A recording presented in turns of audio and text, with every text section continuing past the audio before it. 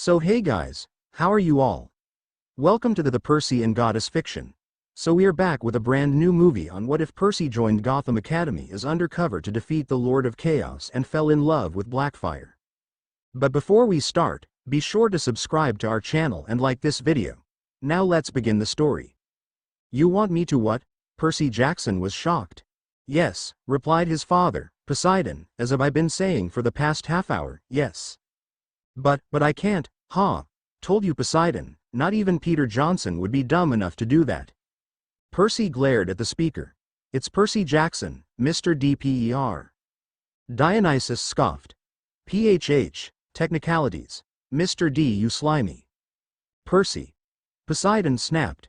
When addressing a god, please speak with a hint of respect. Now as I was saying, to complete this mission, we need you to attend Gotham Academy for the time being. Yeah, but Dad, Percy whined, do you know how many low-class schools I've been kicked out of? Trust me, the list is long. Gotham Academy is like, way out of my league. Poseidon sighed and tried to reason with his son, but Zeus slammed his fist on his chair. Enough. Perseus Jackson, this matter is not up for debate. You will attend Gotham Academy and you will do it without complaint. Percy cringed at Zeus's loud voice. Yeah, but uncle, I still don't understand what the mission is in the first place. Ares jumped to his feet. I've had it with this kid, he doesn't have a clue what he's doing. If you send one of my kids, say Clarice Leroux, now she would get the job done and wreck some kids along the way. Then all the other Olympians began arguing and throwing out names of their respective children. Athena slowly stood up and a murderous aura was in her eyes. Stop. Though she did not say the word loudly, the other gods instantly quieted down. She composed herself and continued. We have no time to be bickering amongst ourselves. There is a dangerous threat out there. A threat that, if not nullified, could destroy us all. She indicated a magical screen in the center of the room. A teenage boy with black hair, dressed in a suit appeared.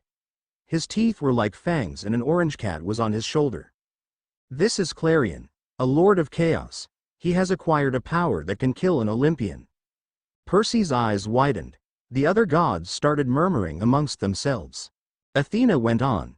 He is a former son of Hecate who was gifted with great magical power. He rebelled and was defeated by his mother, then he disappeared for a time. He has shown up on many recent occasions but has been nothing more than a minor nuisance. All his schemes were thwarted by the Justice League.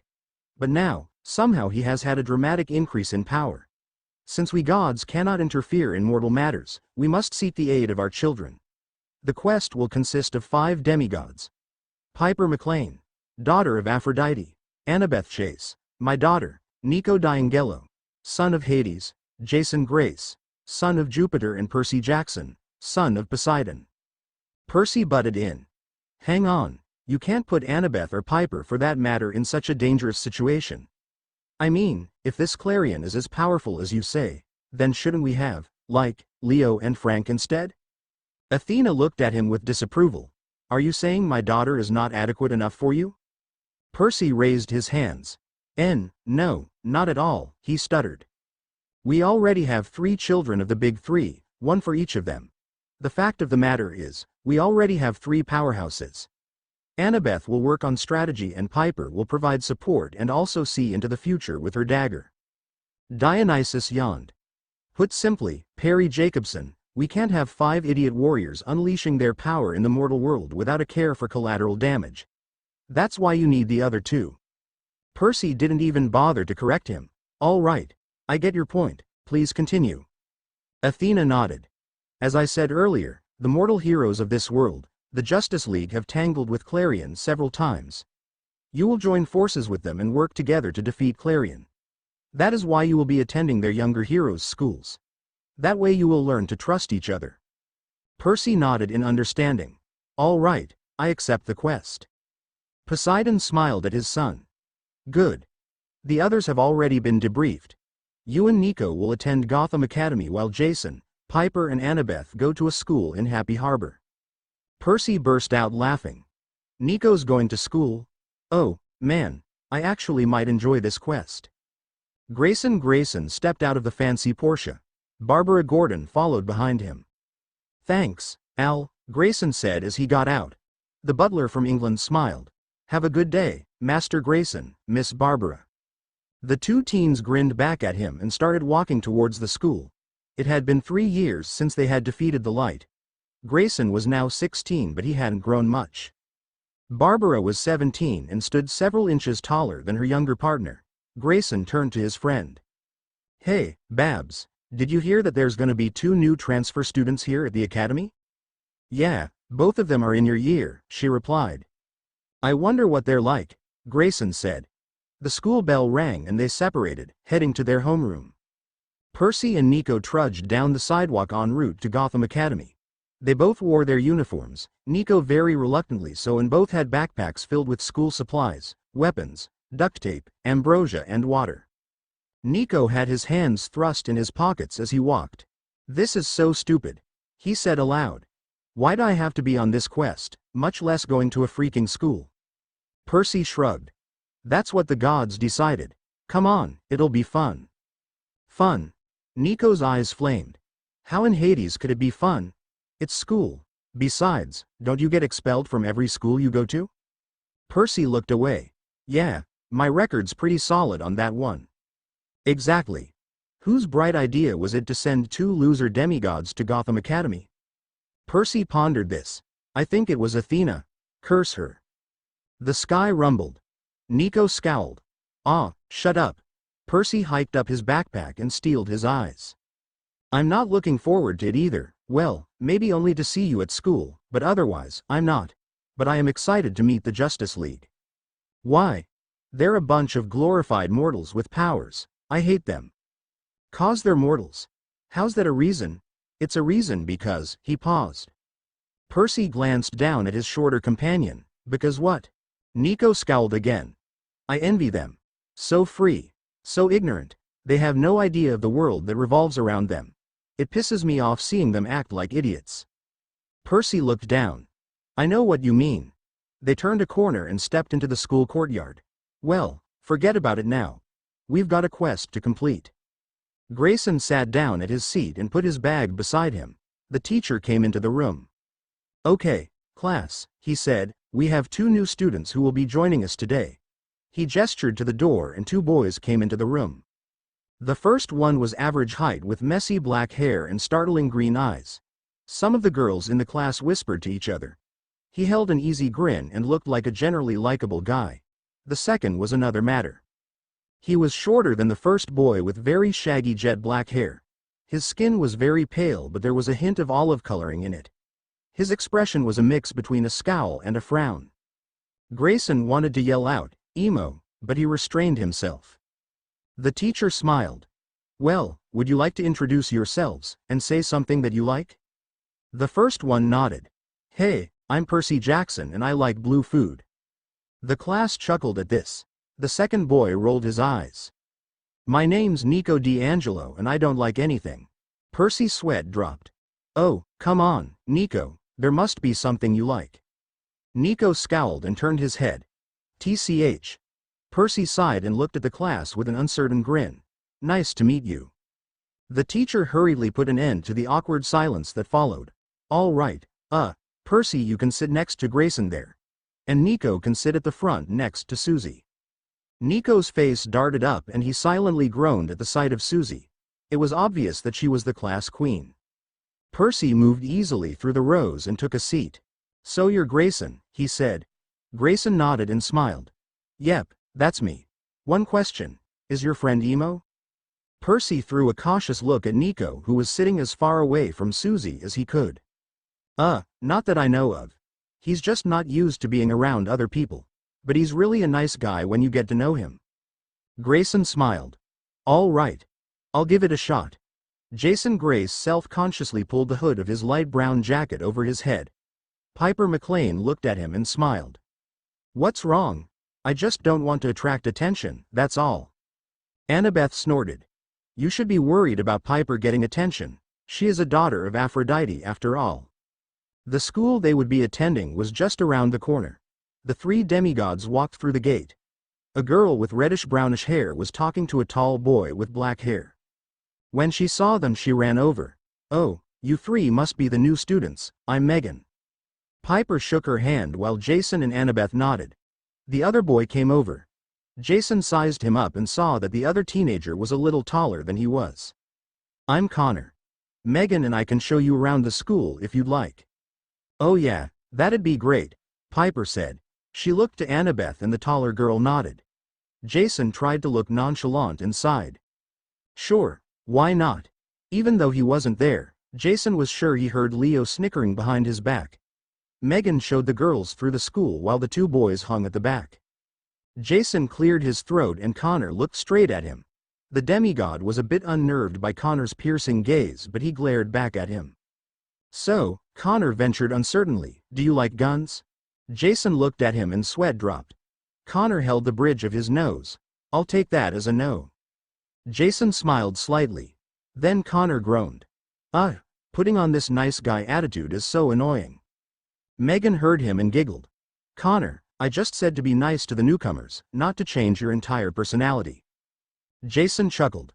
I'm sorry, I've been acting differently too. Annabeth raised an eyebrow. That was obvious, Jason. You're a horrible actor. Hey. Not as bad as Percy. She smiled as she thought about her boyfriend. Yeah, he does suck at things like that. Megan laughed. So, Piper, she said, you want to join the cheerleading team? You'd fit right in. Piper hurriedly raised her hands. No, please, I'm really not cut out for that kind of thing. Aw. That's too bad. How about you, Annabeth? Megan had hardly gotten through the sentence when Annabeth shook her head. Sorry, I'm more of a bookworm. Oh, okay. That's fine, perfectly fine. Oh, here's the gymnasium. They looked inside. A couple of guys were playing basketball. Megan turned to the two guys. Connor, why don't you take Jason to go play some basketball? Oh, sure. Come on, bro. They walked into the gymnasium and Connor called to the guys inside. Hey, whose team are we on? A big guy with dark skin turned to look at them. Connor, you're on Marvin's team. I'll take the new kid. They nodded and Jason introduced himself to the others.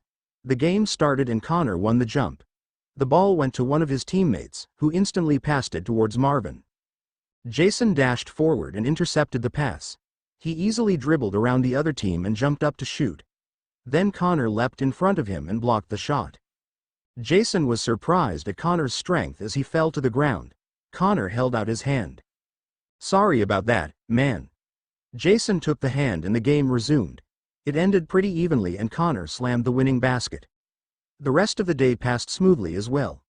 The school they were attending was easygoing and they fit right in. But Percy and Nico, on the other hand, were not having such a good time. Percy practically screamed as he saw his schedule. Advanced English and Arithmetic? Are you kidding me?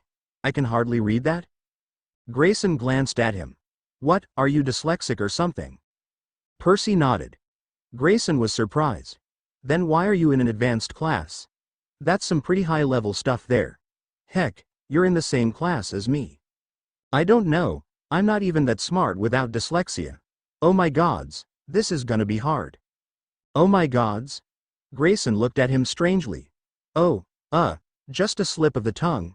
Percy attempted to recover, but he could see that Grayson didn't buy it. Oh well, at least school would be over in about. He glanced at his schedule. 6 hours. He groaned out loud. He could just see Dionysus laughing. Nico wasn't having a better time. Susie was so annoying that it hurt his brain.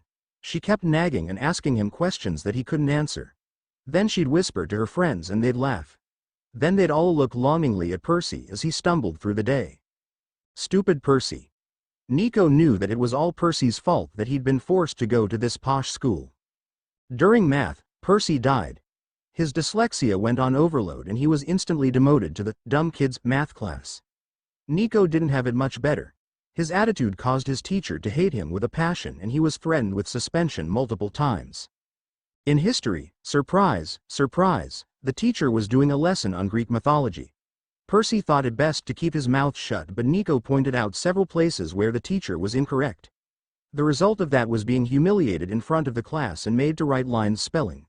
I will not say Mr. Holmes is an incompetent fool. Instead, he is an amazing individual and I love being taught by him. He had to write that 100 times, old school style. Science class wasn't much better. with both demigods fumbling about the lab and causing several accidents. They were made to clean up all the messes after class. When lunch rolled around, both were ready to give up, but they were spurred on by an appearance of Athena, posing as a teacher. They strode into the cafeteria and took their food to a free table. Percy took a bite out of his sandwich and raised his eyebrows. "Hey, this isn't bad." Nico shoved some prunes into his mouth. "Doesn't make any difference to me." They glanced up as a tall girl with long dark hair, dressed in black everything, stepped up to their table. Her face was pale and she had thick black eyeliner. She sat down next to Nico and smiled. "Hey." He narrowed his eyes. "Hey." She smiled again. "I'm Maria." "Nico." Maria brought her face closer and Nico shifted uncomfortably. "You look like one of us," she said. Nico frowned. "One of who?" She looked closely into his eyes. "I see it.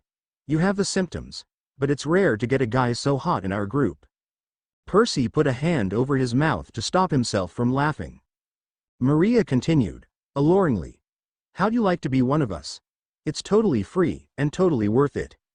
"What are you talking about?" Nico questioned. She upturned the left side of her mouth. "Join the emo club."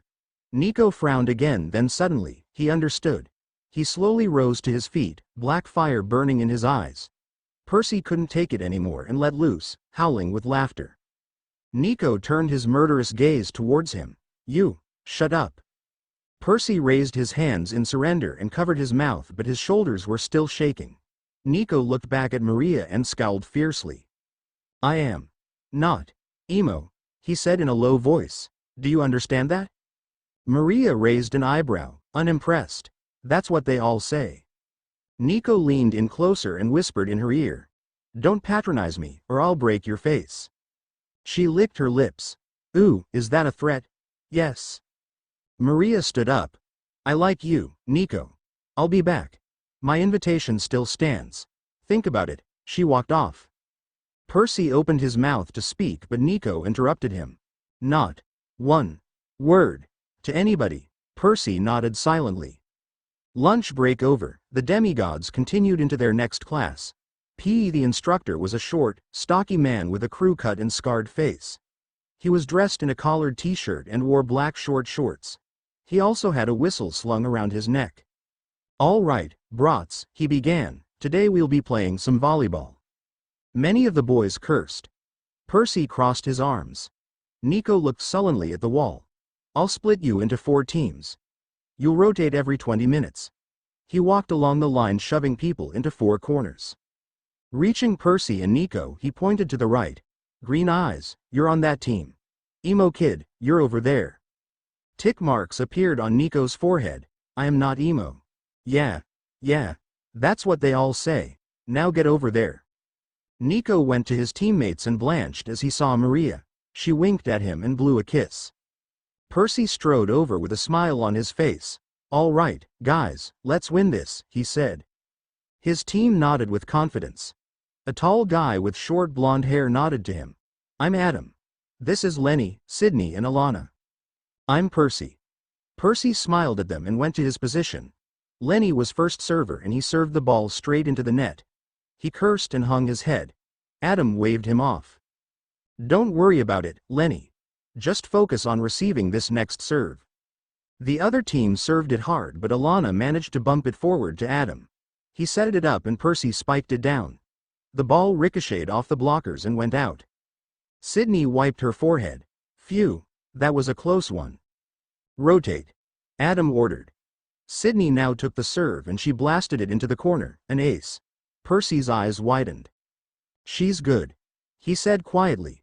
Sydney got another ace, but the third was saved by a receiver. Percy jumped up to block the spike and just missed it. Lenny bumped the next serve forward and Alana tipped it over. Adam took the serve but was unable to catch the return ball. He gritted his teeth and set the next ball towards Sydney. She opted out of spiking it and instead bumped it straight to Percy. He leapt high in the air and smashed down the spike, breaking right through the blockers. Sydney grinned. "Yeah, that was awesome, new guy." He smirked back at her. "Your pass wasn't so bad either, Blondie." Adam gestured to him. "Percy, switch places with me. Nobody rotate. Percy, it's your serve." Percy nodded and took the ball. He tossed it up into the air and hit it across the net. The receivers got it, but the spike couldn't get past the block. When the 20 minutes were up, they had won by quite a bit. They walked over to their next game and looked at their opponents. Percy's eyes widened in recognition. Grayson? Grayson smiled. Hey, Percy. Ready to lose? We already beat Nico's team. Though that was mostly due to Maria trying to get Nico's attention. Well, don't be too surprised when you lose, Percy replied. Adam narrowed his eyes as he studied the other team. Liam, he's a tall blocker and he plays volleyball. Grayson, an incredible athlete. The rest aren't too much trouble. Just watch out for Grayson's fast reflexes and his speed.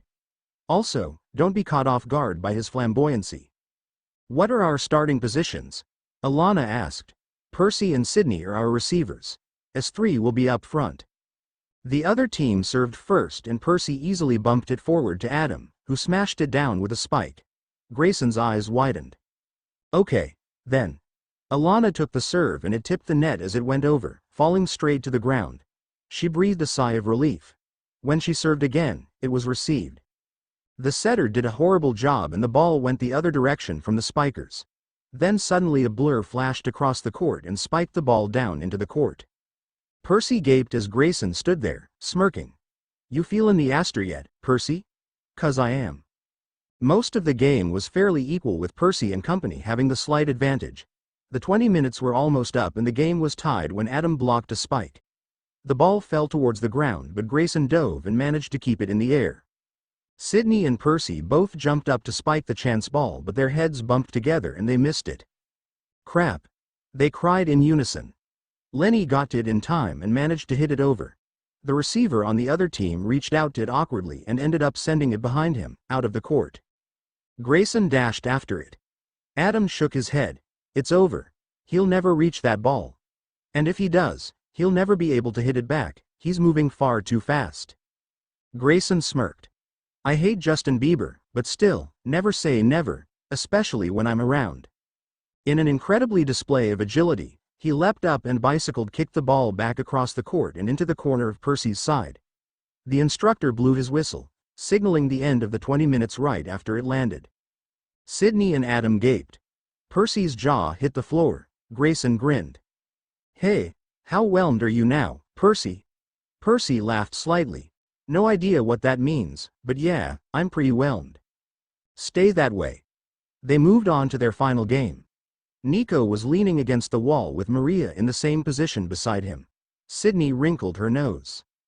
What's with those two? Percy shrugged. They're two of a kind. She chuckled. Guess so. The teams lined up. Nico nodded to Percy, who returned the gesture. Then the game began. The ball was served and Sydney returned it. Maria missed the spike but Nico jumped up behind her and pelted it into the court.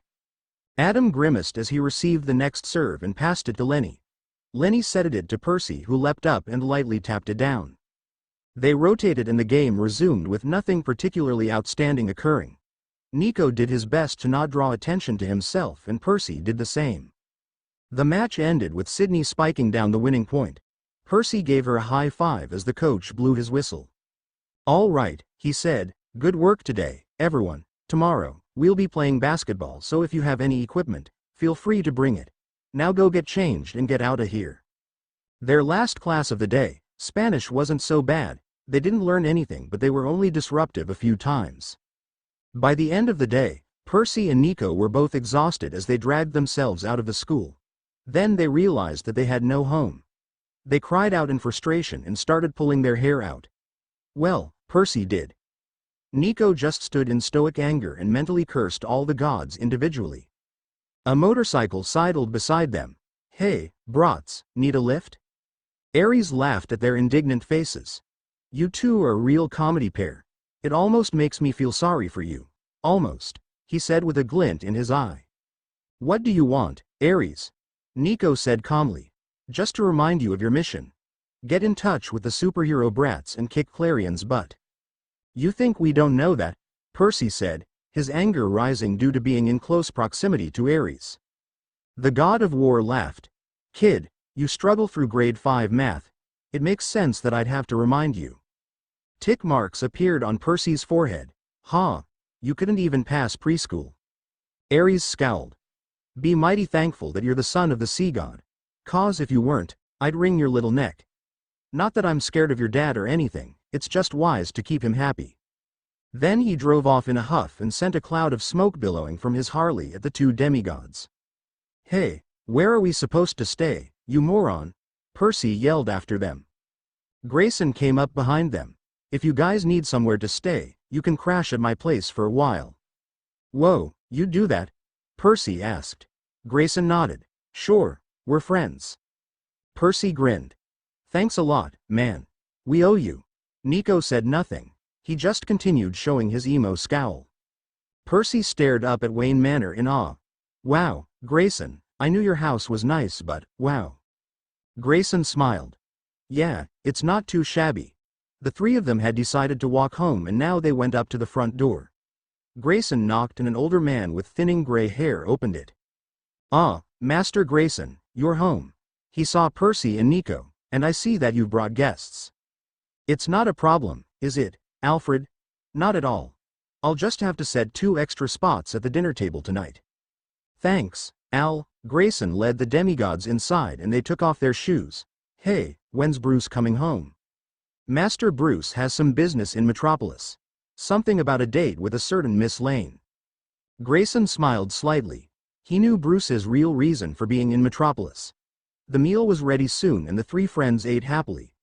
When they were finished, Grayson asked them if they'd like to go to the arcade. Alfred drove them there and they went inside. Connor and Megan sat down together in Mount Justice. Megan had made a batch of popcorn and they were watching a movie. "So what do you think of the new transfer students, Connor?" Megan asked. He shrugged. "They're okay, I guess. They're a little weird, though."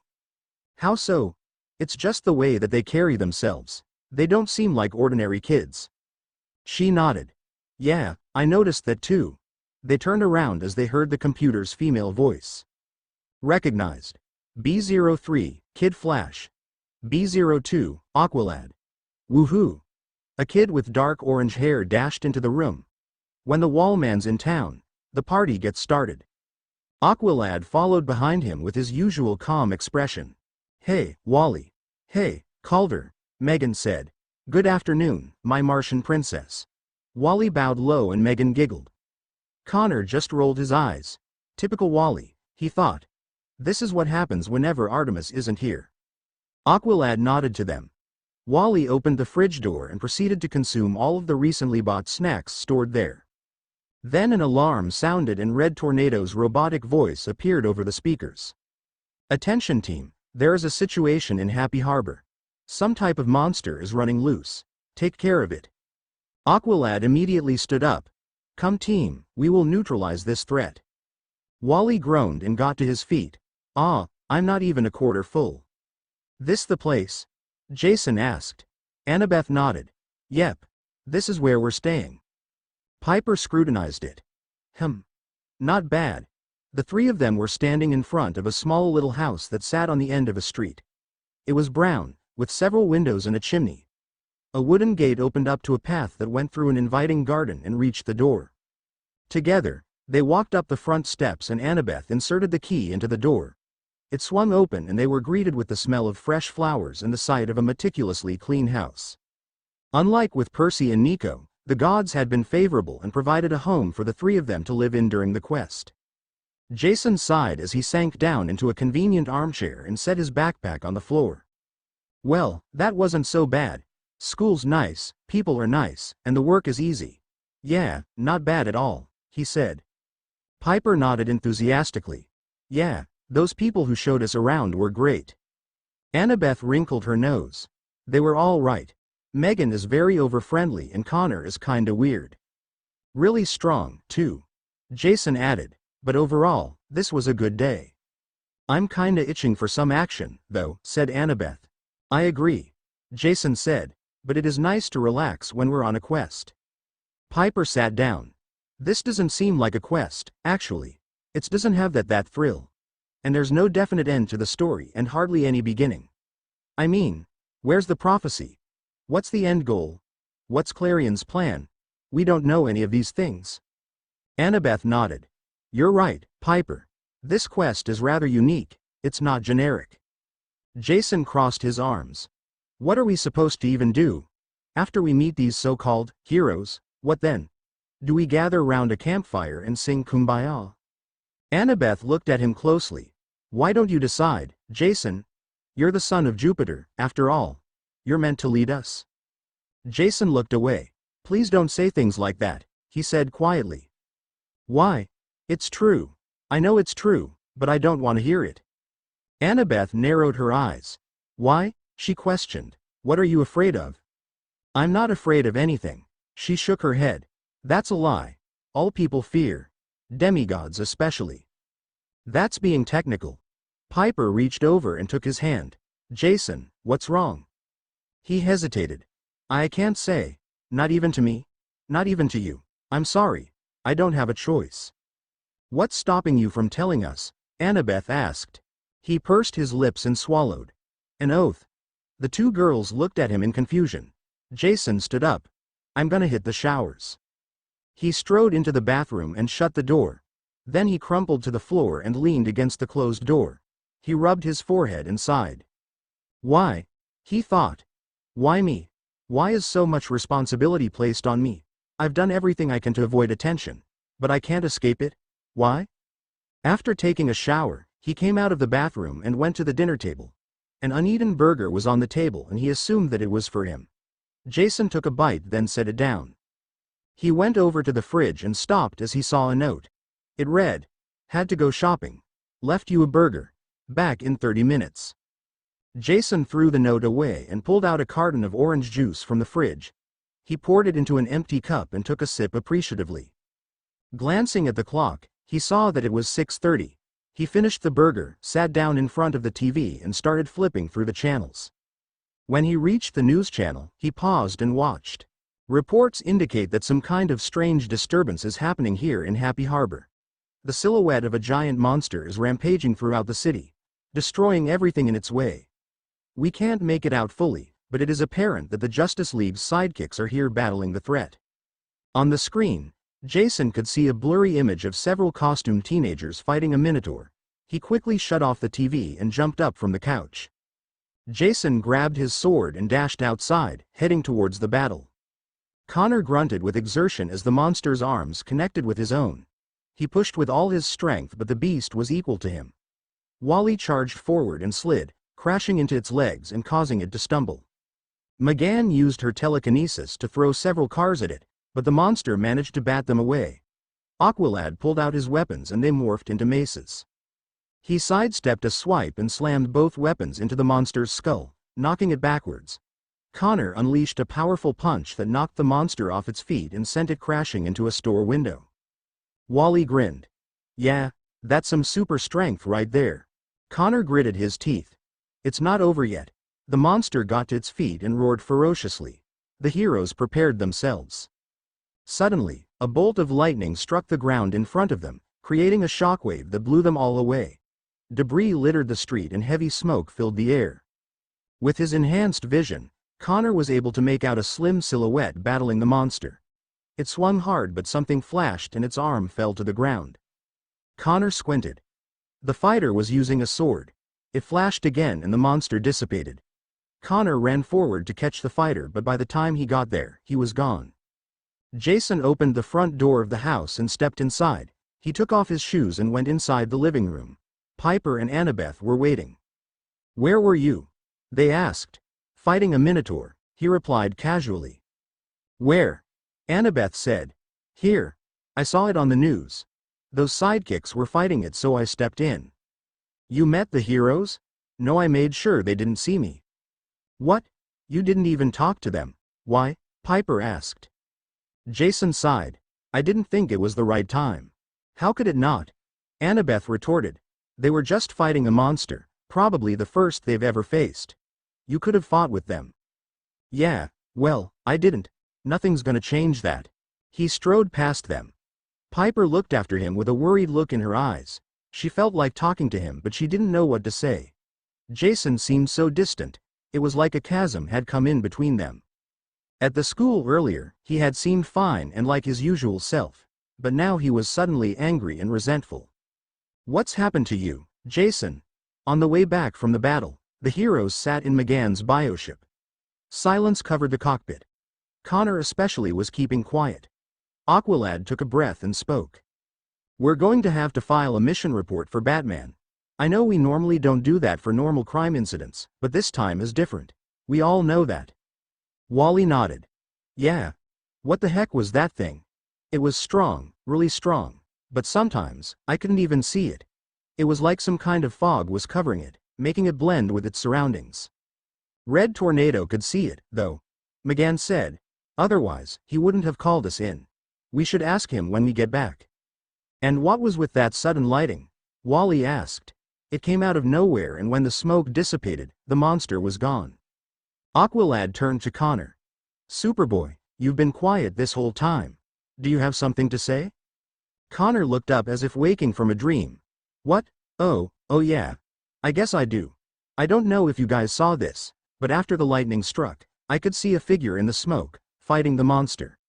It used a sword to kill it. Then the monster seemed to dissolve into specks of dust." "Wait, someone killed it?" Wally asked incredulously. "By himself?" Aqualad rubbed his chin. "A mystery monster. Then a mystery warrior. What is going on?" The bioship arrived at Mount Justice and they strode out of it and up to the meeting room. Red Tornado was waiting. "Greetings, team," he said. "I trust the mission went well?" "No, entirely," Aqualad replied. "There were several occurrences that did not go according to plan." The robot crossed his arms. "Explain." "The monster we fought was powerful. It took all of us just to keep it at bay. We could hardly even see it." "But you defeated the beast, did you not? I see no cause for complaint."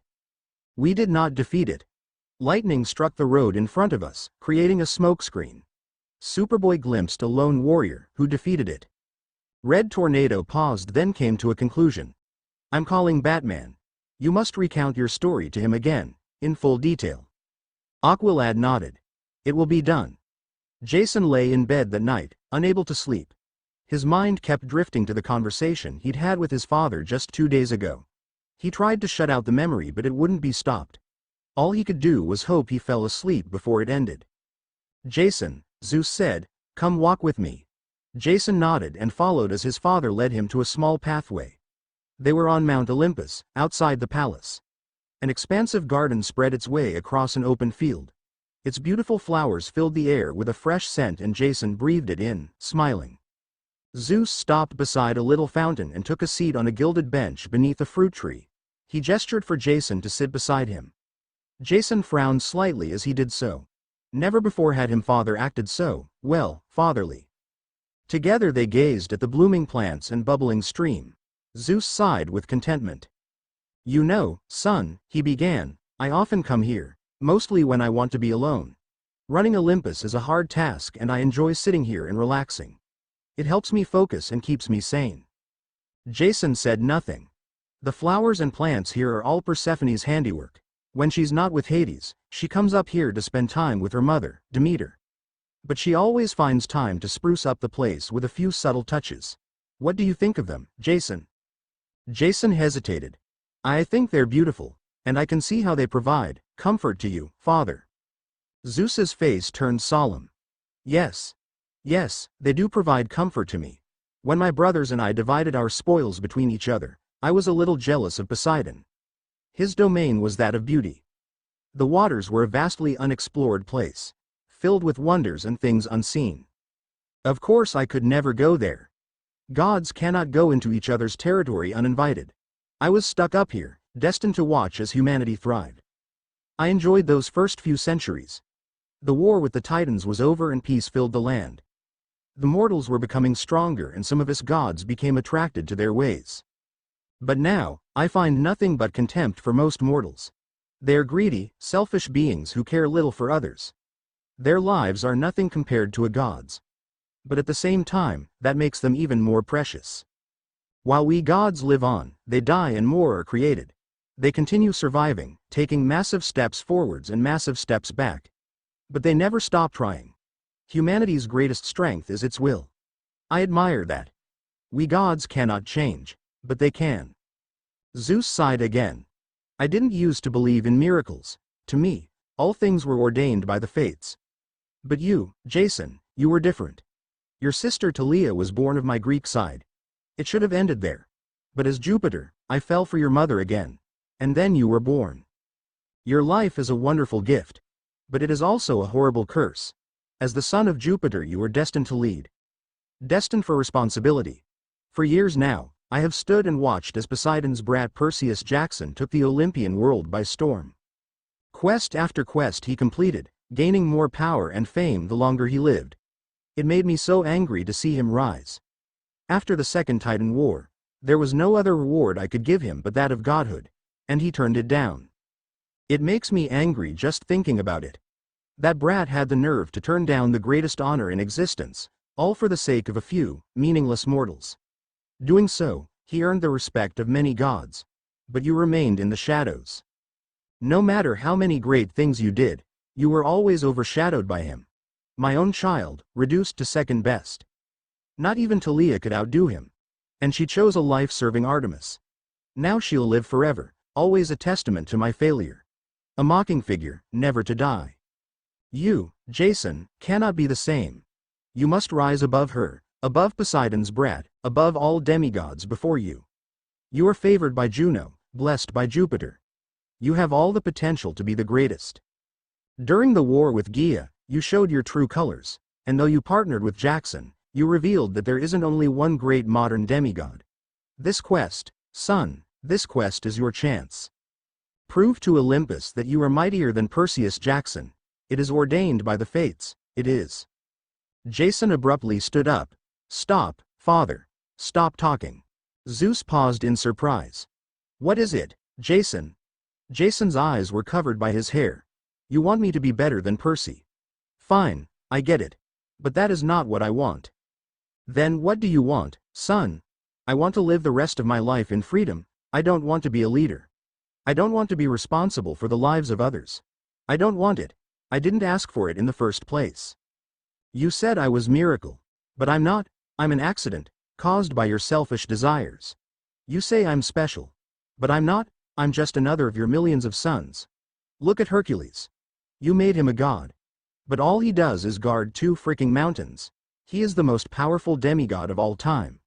And you treat him like dirt. He hates you. All your sons do. And me? I'll probably be no different from them. So what if I'm not as great as Percy? I don't care. Zeus's face contorted with rage. He raised his palm and slapped Jason across the face. You will regret those words, Jason Grace. No one dishonors the king of the gods, no one. Jason shot up from the bed, panting heavily. He rubbed his forehead and wiped away the sweat. I fell asleep, he thought. But the memory didn't stop. It continued into my dreams. He covered his face with his hands. What the heck is happening to me? The sound of a bird chirping was what woke Percy from his sleep. He opened his eyes and yawned, stretching as he did so. The sun was shining brightly through his window and the gardens around Wayne Manor gleamed beautifully. Percy rubbed his forehead and sighed. Last night's rest had brought no consolation. He stared out the window, gazing at the perfect rows of finely trimmed shrubbery. Annabeth, what are we doing? Our plans were to spend the rest of our lives in peace. Instead, we're on another errand for the gods. It's like we're in a cycle of false hope. And I don't see how we can ever get out of it. A knock on the door arrested him from his thoughts. Master Percy, he recognized Alfred's voice. Breakfast is about to be served. If you wish to be on time for school, I suggest you get up. Thanks, Alfred. And please, call me Percy. I'd rather not be called Master at this point. As you wish, Percy, now hurry. Percy got out of bed and went downstairs. Nico and Grayson were already there. Grayson was eating toast smeared with grape jelly while Nico opted for a single boiled egg. The son of Poseidon sat down and started eating pancakes, which were, unfortunately, not the color blue. He gobbled it down and took a large gulp of orange juice. Grayson sat back. So, guys, last night Alfred looked around the city for a proper place for you guys to stay. He didn't find anything, but we'll keep looking. So for now you can stay here until we find something.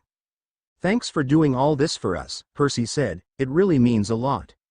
Yeah, man, no problem, Grayson replied. School starts in half an hour. He stood up.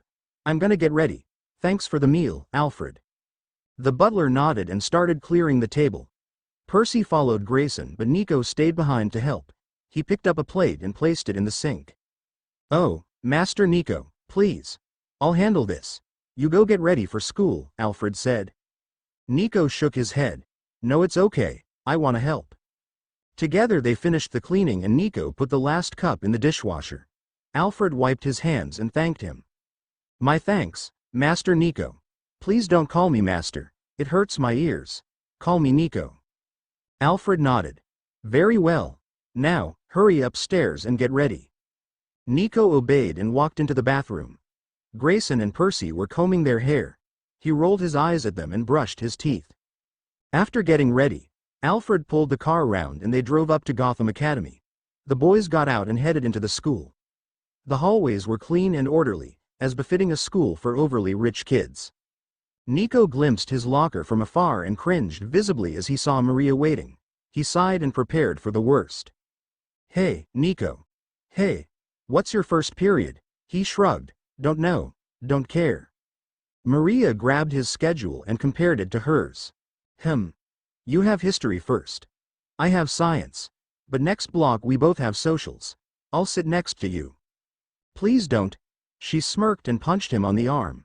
He rubbed the sore spot and looked her in the eye. Don't touch me. I don't like being touched.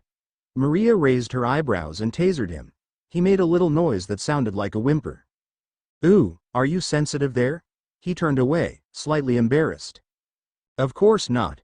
She tasered him again and he slapped her hand away. Stop it. Maria's face lit in an evil grin. Make me. Percy walked past the byplay, smiling slightly. He went to his locker which was farther down the hall.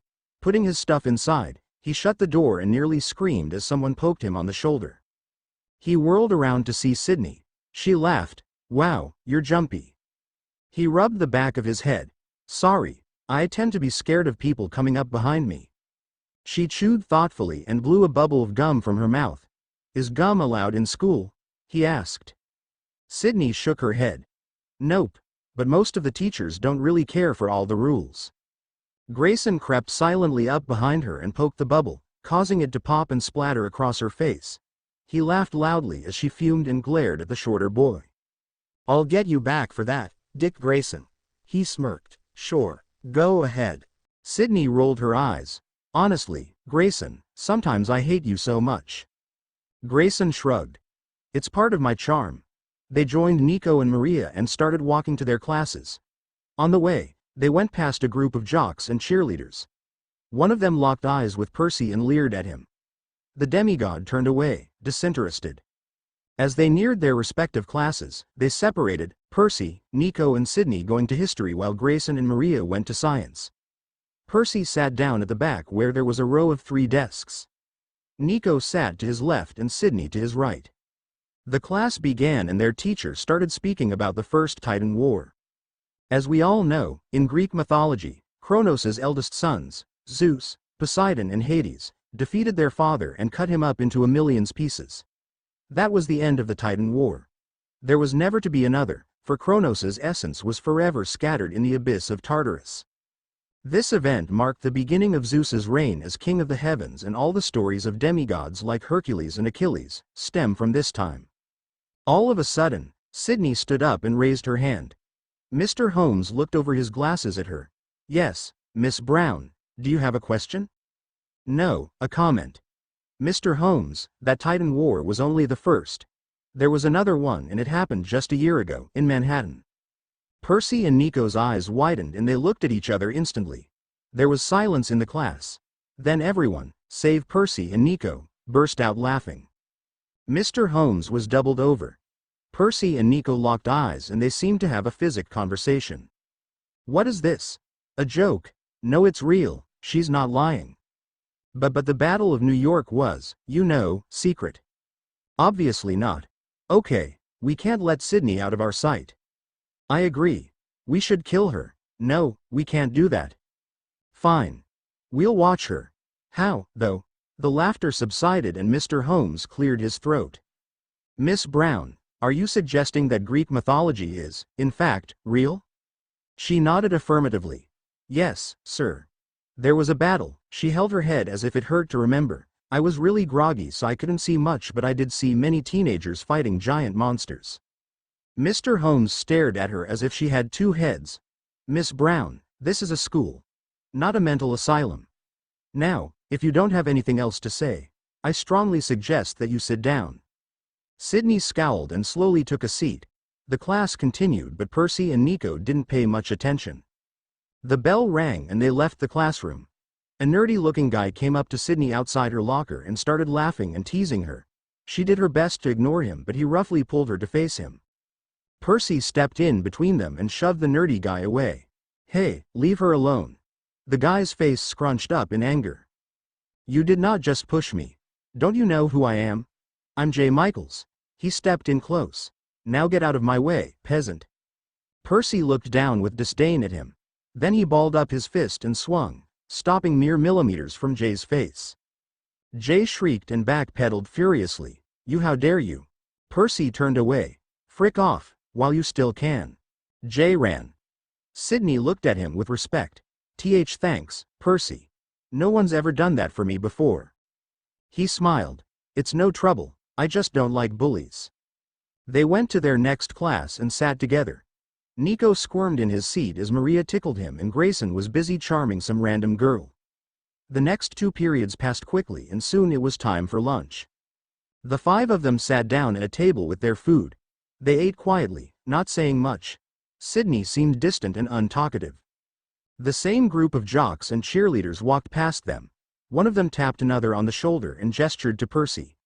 He nodded and strode over. Percy looked up. It was the same guy that had leered at him earlier. Sydney seemed to shrink further into her own personal bubble. Grayson narrowed his eyes and Nico tensed up. The jock was tall, with dirty blonde hair. One half of it came down over his right eye. The left half rose up in a spiky flow. His face was handsome and pimple-less. His arms were well-muscled and he carried an air of supreme arrogance. He looked down at Percy. Percy Jackson. Percy raised an eyebrow. Yes? He extended his hand. My name is Marco Levine. Nice to meet you. Percy shook it. Ditto. Marco brushed his hand off on his school blazer and swallowed. Word is that you messed with my man Jay. I don't appreciate that.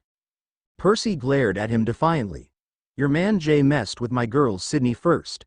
I didn't appreciate that either. Marco's mouth curled into a smirk. Then it appears we're at a stalemate. Seems that way. Marco's gaze drifted over Maria and landed on Nico. You, emo boy. What's your name? Nico scowled fiercely. I'm not emo. That's what they all say. The son of Hades slowly rose to his feet, having to look up to meet Marco's eyes. Then they'd be right. Marco sighed. I can see that you guys are going to be trouble. Now I don't want to do this, but I might have to. Grayson stood up quickly. Marco, stay out of this. Grayson, Marco barked. I gave you a chance to join me, but you refused. Your word holds no meaning. Nico bared his teeth. I think my fists do, though. He stepped forward, but 2 beefy members of Marco's entourage got in his way. Nico flattened one with a powerful right cross. Then he grabbed the other's head and smashed it into a table. A third charged, but Nico sent him across the room with an open palm hit to the chest. He leapt into a roundhouse, but Marco blocked it solidly. Grayson tried to come in between them, but Percy stopped him. No, Grayson, he said. Let Nico do his thing. Marco kept his fists up as he dodged Nico's furious attacks, looking for an opening. He weaved and bobbed, keeping his body movements fluid. His eyes darted around. An opening presented itself when Nico landed awkwardly on one foot. Marco planted his feet and landed a devastating punch to Nico's jaw. The demigod flew backwards from the impact, his light body crashing onto a tabletop. Nico, Maria cried. She ran to his side. Are you okay? She helped him to a sitting position. He spit some blood from his mouth and brushed her hand away. It's fine. Just a scratch. He stood up and stepped in front of her. Stay back, Maria. I don't want you getting hurt. Maria blushed slightly. And Nico, he walked forward purposefully. Marco flashed an arrogant smirk and beckoned to him. By this time, a giant crowd of students had gathered round to witness the fight. In Gotham Academy, fights were rare and it was considered a treat to see one, and this was certainly more than just a fistfight. Nico swung his left arm first and followed it up with his right. Marco evaded both strikes and countered with a sidekick. Nico batted it aside and drove Marco into a table. Marco leapt onto the table and Nico followed. They exchanged blows quickly, Nico always striding forward, forcing Marco back. The son of Hades launched himself into a double-footed kick and sent Marco crashing through several tables and chairs. He gritted his teeth and swore. Grabbing a chair, he swung it at Nico, who ducked just his time. On the back swing, Marco connected with Nico's sternum. He grunted and ripped the chair from his hands. They locked arms and tumbled to the ground, thrashing about as they wrestled. Marco got Nico into a chokehold and started squeezing.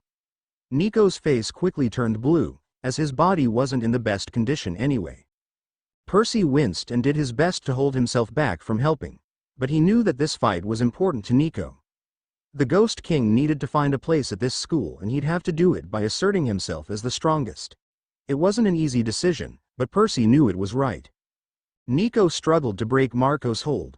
He cursed bitterly as his breath supply waned. Bucking like a wild animal, he rolled over and started elbowing Marco in the gut. Finally, the hold loosened and Nico scrambled away. He held his throat as he regained his breath. Then Marco's body slammed him into a wall.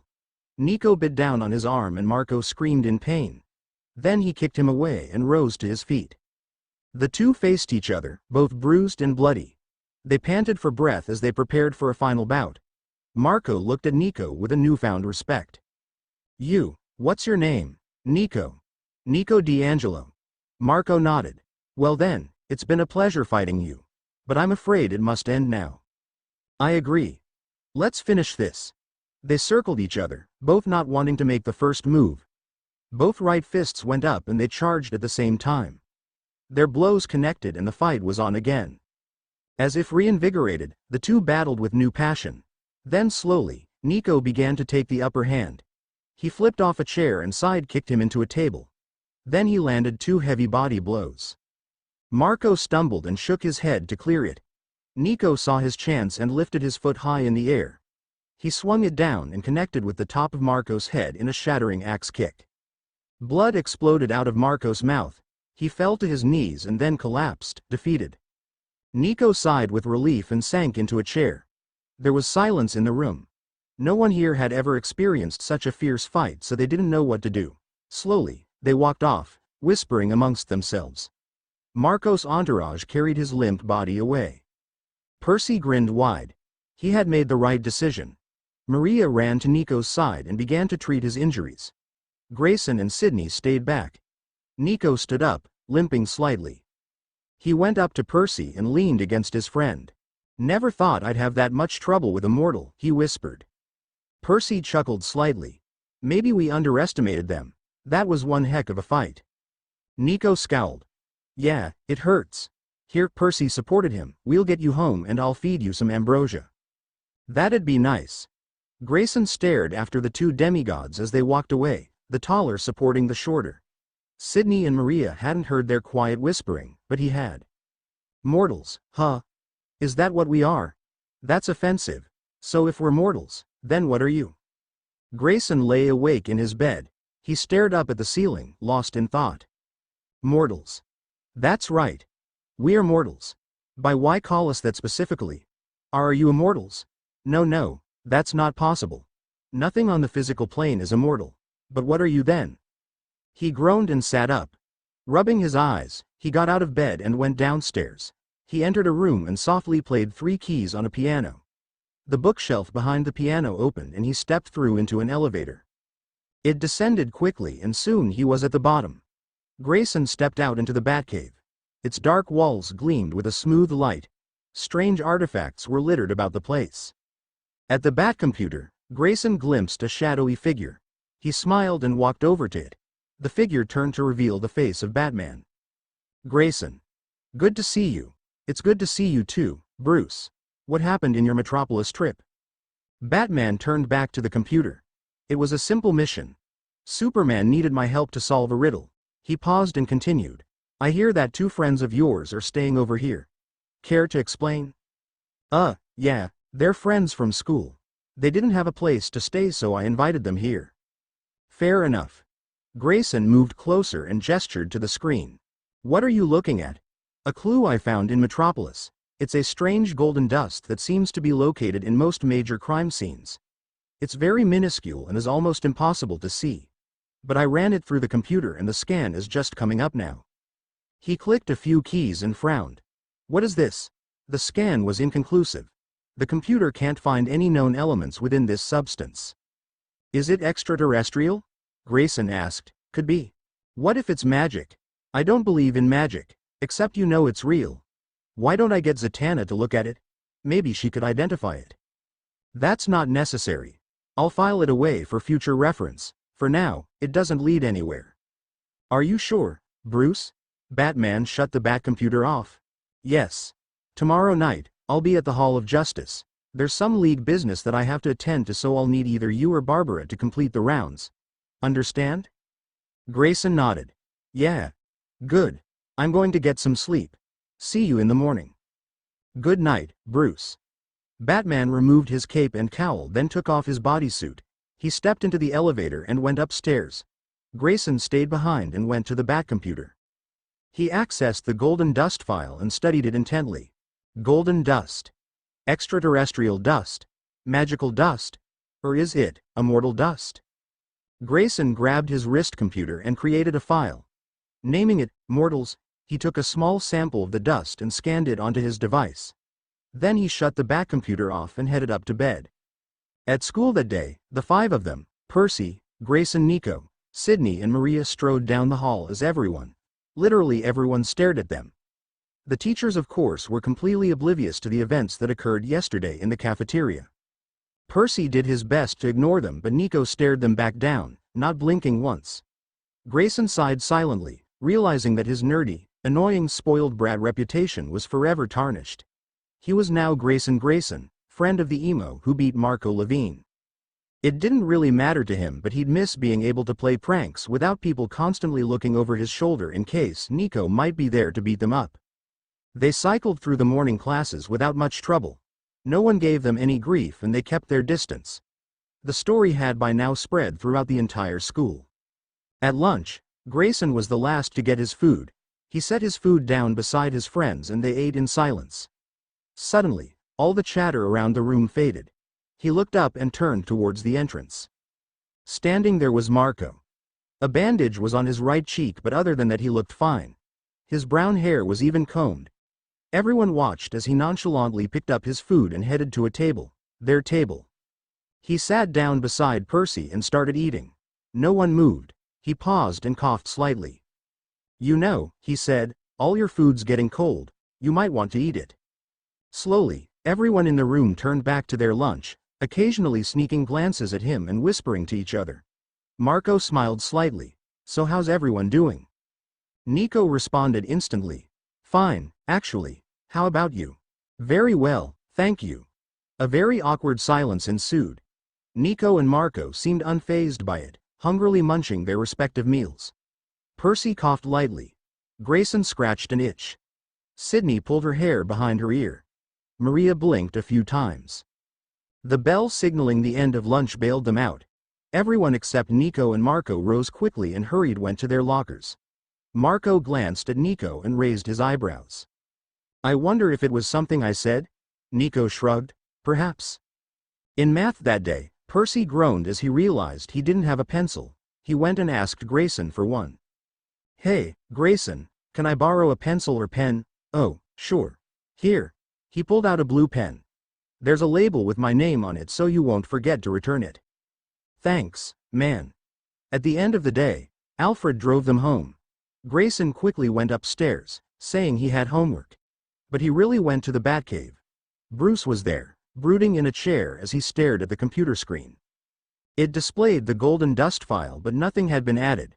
Bruce didn't look at Grayson as he arrived. Grayson, what is your infatuation with this file? Grayson cursed silently. What do you mean? You took a sample of the dust. Why? I'm just interested. I mean, if you're not going to look into it, then why can't I? It's not that, Grayson. What do you see in this that interests you? Grayson hesitated. Bruce, it's an anomaly. This is the first time that the Bat computer has had an inconclusive scan for elements. Even in kryptonite we found similar elements to that of Earth's. Don't you want to find out what it is? Bruce sighed. Normally, I would, but not this time. Why? Grayson questioned. I made a promise to a dear friend. Who? I won't say, but you do know them. At least let me look into it, Bruce. Bruce shook his head. No, Grayson. Come on, trust me with this. I have a lead. Bruce's eyes widened. You what? He stood up. Grayson, whatever you do not follow that lead. It can only take you down a dark path. A path of war. Grayson focused his steely gaze on his adopted father. Then I'll follow it. This dust is a mystery, and I want to solve it. Please don't try to stop me. Bruce turned away. Grayson, you don't understand where this path leads. If you uncover the truth, peace will no longer exist. A war will occur. It will bring devastation to this world. It could destroy it. What are the sides? A war always has sides. What are they? Bruce hesitated. You wouldn't understand. Even I find it hard to believe. What, Bruce? What do you find hard to believe? The fact that there's a difference between mortals and what? A small crackling sound was heard. Bruce put his finger to his ear. Yes, he said, very well, I'll be there soon. Batman out. Bruce was wearing his batsuit and he took it off now. He started walking to the elevator. He stopped and spoke without turning. Leave this mystery be, Grayson. It's not worth the cost you'll pay to solve it. Now come on, it's time for dinner. And I have yet to meet these friends of yours. The dinner table was silent that night. Percy and Nico didn't know what to make of Bruce Wayne. He was tall and handsome, friendly and welcoming. But both demigods could sense something underneath the smile. It was like he was studying them. The meal ended quickly and Bruce announced that he was heading to DC for a business trip. Percy and Nico went up to Percy's room for a discussion. Percy sat on the bed while Nico leaned against the wall.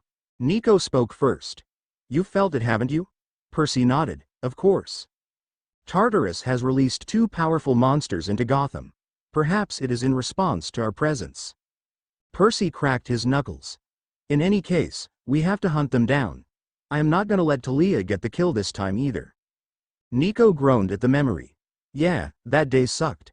And I still owe Talia for saving my butt from Orion. Percy grimaced. Yeah, I owe her for a lot of things. What did you think of Bruce Wayne? Nico paused. I don't trust him. He was nice enough, but whenever I turned my back I felt his eyes glaring at me. It was unnerving. Percy nodded. Yeah, definitely. He isn't what he seems.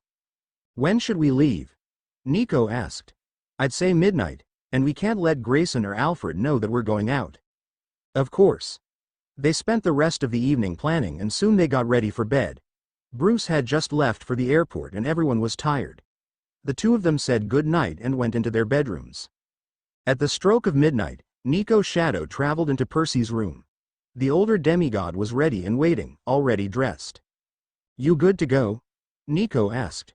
Percy nodded affirmatively. Yeah, let's go. Moving through the shadows, the two teens sneaked out of Wayne Manor and hit the road headed for the city. Grayson sighed as he rode down the elevator into the Batcave. Tonight was going to be a long night. He stepped out and strode over to where his suit was kept. As he looked up at it, he realized something. My suit's getting pretty small. I'll need another resizing soon. He pulled it on, wincing as the now super tight body armor clicked into place. He rolled his shoulders and cracked his neck, loosening his joints. Loading his utility belt, he next went to the Batmobile. I mean, why not? Batman wasn't here. Grayson stepped inside and entered the code for opening the gate. Then he drove out at high speed. The city lights loomed in front of him as he entered Gotham. The patrol went smoothly, Robin having to stop only a few times to thwart a robbery, rape and attempted murder. He cruised down the streets, feeling quite bored and tired. Yawning, he decided to do one more sweep of the city, and then head home. Percy sniffed the air. He scratched his head and bent down to study the ground. Percy, what are you doing? Nico questioned. I'm hunting the monster. When I sniff the air and study the ground, I get an image in my head of where it is. Now, shush, I'm concentrating. Nico watched and sweat dropped as Percy shuffled around the street, earning strange looks from those who passed by. The son of Hades sighed and facepalmed. He walked over and grabbed Percy's shoulder. Okay, enough. This isn't getting us anywhere. We need the monster to come to us. Percy stopped. How do we do that? Nico gestured to a phone booth. We call someone. Percy went over to it and dialed a random number. Hello, a man's voice said, this is Barry Allen. Hi, I'm Percy Jackson. You may or may not have heard of me. There was an awkward pause. Barry coughed. That's enlightening. Percy, by any chance did you get the wrong number? No, I don't think so. I kinda think you did. Yeah, well, I'm adopted. I can't help it. Oh, I'm sorry to hear that. It's okay. My dad's Poseidon. That's cool. Wait, what? Percy hung up. There. That should do it. Nico nodded. Now all we do is wait. They went to a deserted park so people wouldn't get in the way. The night was cold and they shivered as they sat together on a bench. As time waned on, they began to drift into slumber. Time and again they shook themselves awake, but they couldn't prevent it. Their eyelids closed. Sometime later, a cold breath washed over them. The two boys stirred and opened their eyes. A tall man stood in front of them. His hair was white and long and his face was fair but looked wise. His eyes were sky blue and they shone brilliantly.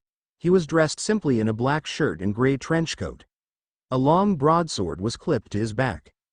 Percy and Nico sat up abruptly. Who are you? Nico demanded.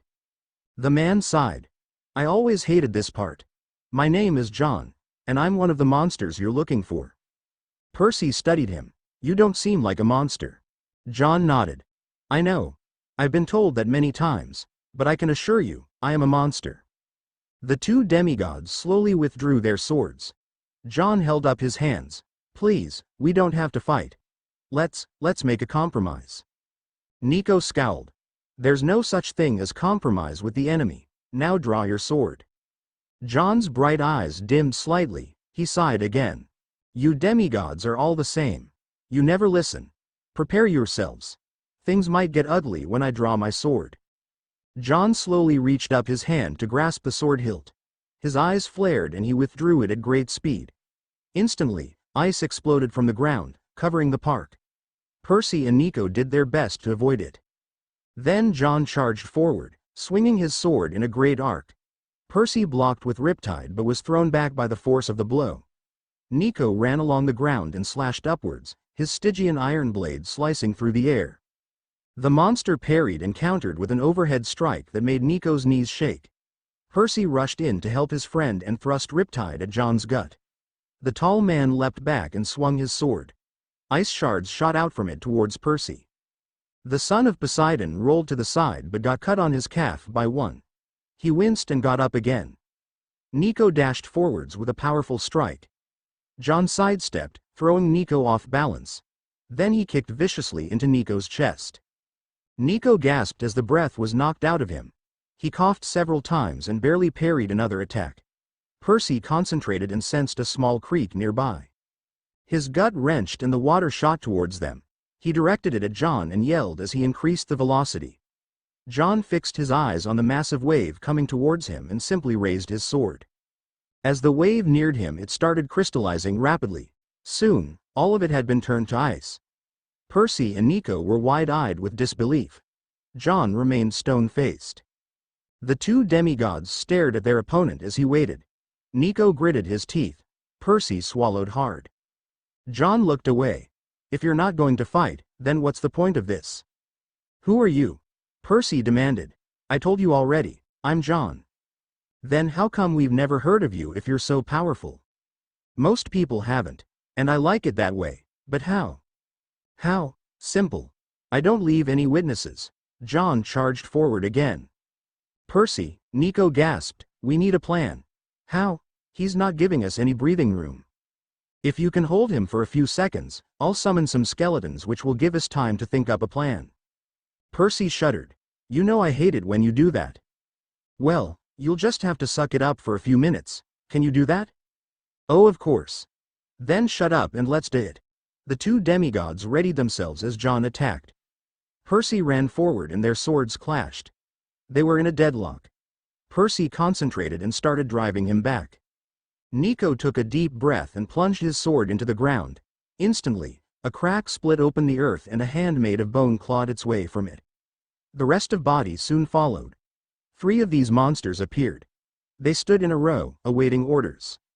The Ghost King raised his hand. "Serve me and defeat that monster." They turned and advanced on John. Nico collapsed from the effort. John swore and kicked Percy to the side. He growled fiercely. "Undead scum." Percy ran back to where Nico was. They stopped for a few seconds to catch their breath. "We have to end this quickly," Percy said. Nico nodded. "Yeah." Percy sighed. If only we had Leo here, he could just burn this guy." Nico looked down. "You know that's impossible. Leo is." "Leo is alive," Percy insisted. "I know it. Whatever you say, Percy. Now let's focus. Nothing we've tried so far has worked. He froze your water and he's slicing up my skeletons as we speak. What else do we have?" Percy shrugged. "I dunno. The best we can do is distract him." Nico shook his head. "That's not good enough." Percy narrowed his eyes. "Nico, summon as many skeletons as you can. I'm gonna call Mrs. O'Leary and I'll charge him with them. Maybe we'll be able to swamp him." Nico hesitated then sighed. "It's worth a shot." John finished off the last skeleton and returned his attention to the demigods. What he saw made him cringe. Percy sat astride a giant hellhound with an army of skeletons at his back. The son of Poseidon drew Riptide and yelled. Like a massive tidal wave, the swarm of skeletons moved forward, forcing John to back up. As he rode, Percy thought he felt something fall from his pocket, but he paid it no mind. There was a battle to win. John stood still and then lowered his sword. He sighed and smiled slightly. "I lose." Percy swung hard with Riptide and cleaved straight through John's chest. He started dissolving, but he grunted and turned his head towards his killer. "Perseus Jackson, well done. But beware, for there is one other monster you must defeat. He is my brother, Nikolai. Do not underestimate him." He closed his eyes. The life of a monster is one of hardship. To be killed, over and over, regenerating, seeking revenge, it's just a circle misfortune. Every day, I curse the fates for their cruel judgment. I envy you demigods. You are not restricted by anything. A life of freedom, that is what you live. And that is something I shall never have. He sighed again. "Well, looks like Tartarus is calling me home. My thanks, young demigods. You made my last battle, at the very least, one worth remembering." With those words, John faded away, leaving a small pile of golden dust lying on the ground. Nico's skeleton army also disappeared. Percy sighed with relief and laid his head on Mrs. O'Leary's back. The hellhound purred slightly as she carried Percy over to where Nico lay. The two teens looked at each other for a moment. Then they grinned wide and bumped fists. Nico climbed on behind Percy. "It's too late to search for the other one tonight. Let's go home." Percy nodded. "Yeah." Suddenly, 2 headlights zeroed in on them. They covered their eyes, squinting from the brightness. Percy looked at the car and gasped. "Is that who I think it is?" "Yeah," Nico said, "that's Batman." Grayson glimpsed the commotion in the park from several blocks away. He fired the engines and shot down the empty streets, making a beeline for the park. As he neared, the headlights focused on some strange figures in the shadows. He narrowed his eyes, trying to make them out. 2 people, on top of what looked like a giant dog. Smashing through the park gates, the Batmobile thundered as it approached. Nico cursed. "Mrs. O'Leary. Shadow travel." The hellhound barked in response and prepared to jump. The car peeled around a corner and right into their pathway. The shadows started enclosing them. Grayson gritted his teeth as he accelerated to even greater speeds. No matter how bright his headlights, he couldn't make out their faces. It seemed as if a shadow was slowly covering them. Mrs. O'Leary was almost through. Percy glanced frantically at the approaching vehicle. Then they were through. Grayson glared at the screen of the Batcomputer as it ran a scan on the pen. He thought through every scenario, every solution, but nothing could take away the fact that Percy Jackson had been in that park. "What am I supposed to do? Arrest him? Question him privately? He's my friend, so I can't do it as Grayson. But, interrogating him as Robin. No, it could traumatize him. I can't do that to him. The elevator dinged and the door opened to reveal Alfred. The butler strode over to him. Master Grayson, it is 5 o'clock in the morning. Have you been up all this time? Grayson nodded. Yes. Alfred sighed. You should rest. At least for an hour. Otherwise, you won't be able to go to school. Grayson shook his head. I'm sorry, Alfred, but I can't. I'm deep in thought. I'm afraid that that's not the case, Master Grayson. You're brooding. Not thinking. There's a difference. Grayson smiled slightly. You're right, but I'm not going to bed. Alfred raised one eyebrow. You're sounding a little like you used to when you first arrived here. You mean like a child? With all due respect, yes. Grayson smiled slightly. All right, Alfred. I'll rest. Percy and Nico awoke that morning in a daze. They had shadow-traveled their way back to Wayne Manor and crawled into Percy's room. But neither demigod had the strength to move and they fell asleep instantly. Nico groaned and stretched his sore muscles. There was a steady pain in his head and chest from summoning so many skeletons, and several cuts covered his body. In the bathroom, he did his best to hide the ones on his face and hands. They weren't deep, just minor scrapes, but they were plentiful and stung painfully. Percy came inside and glanced at them. Good thing you ain't got any on your wrists. Nico looked at him, confused. What? Percy scowled. Trust me, it's a bad place to be. What is? I don't like talking about it. He walked away, leaving Nico to ponder his words. They went downstairs for breakfast to see Grayson sitting comfortably in Bruce's seat at the table. He looked tired and worn out, not unlike they did. Grayson forced a smile on his face. Hey, sleep well? No, Nico answered. Grayson nodded. I figured as much. We're running a little late today, so I suggest that you eat quickly. The two boys sat down and began eating. Grayson seemed very cordial and straightforward as he ate. When they finished, Alfred took their plates away and ordered them upstairs to get ready quickly. Soon after, they arrived at the school and stepped out. Grayson led the way through the courtyard. A tall red-headed girl was standing at the entrance, leaning against a wall. She turned towards them and smiled. Hey, Grayson. He smiled back. Hey, Barbara. Who are these two? She asked. They're my friends, Percy and Nico. Barbara smiled. Nice to meet you. The two boys nodded and said hi. Barbara took Grayson aside. Grayson, we were supposed to go on patrol together. What happened? He hesitated. I ran into some trouble. Those two you just met, I have evidence that they were at a crime scene in Gotham Park. They're my friends and I don't want to bring them in for questioning, so I'm just watching them for now. Barbara glanced back at them. They seem like good people to me, and that's just from our first meeting. Grayson nodded. Yeah, I know, but I don't trust them. All right. Do what you think is right, but Grayson, be careful. Strange things have been happening in Gotham recently. Freak storms, unexplainable collateral damage, all of kinds of stuff. I know. But I may have a clue that links it all together. I'm not certain yet, but I'll do some more investigating. What's the clue? I can't show you here. The school bell rang and the two friends separated as they went to their classes. Grayson sat down beside Percy and tried to focus on the teacher. But it was no use. His eyes kept drifting to study the boy beside him. Who are you? The class ended and they went to their lockers. Grayson glanced down the hall as Nico was cornered by Maria. They seemed just like ordinary teenagers. So why'd I get this feeling? At lunch break, Percy headed to the bathroom. He passed by several people who either stared or averted their eyes. Suddenly he turned a corner and crashed into a girl. Oh, I'm so sorry, he said instantly. No, it's fine. The girl replied. She was medium height, with long golden hair and a pretty face. Her eyes were dark and she looked tough.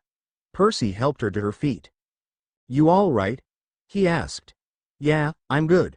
Her eyes lit with recognition. Oh, hey, you're Percy Jackson. You're friends with Sydney, right? Yeah, that's me.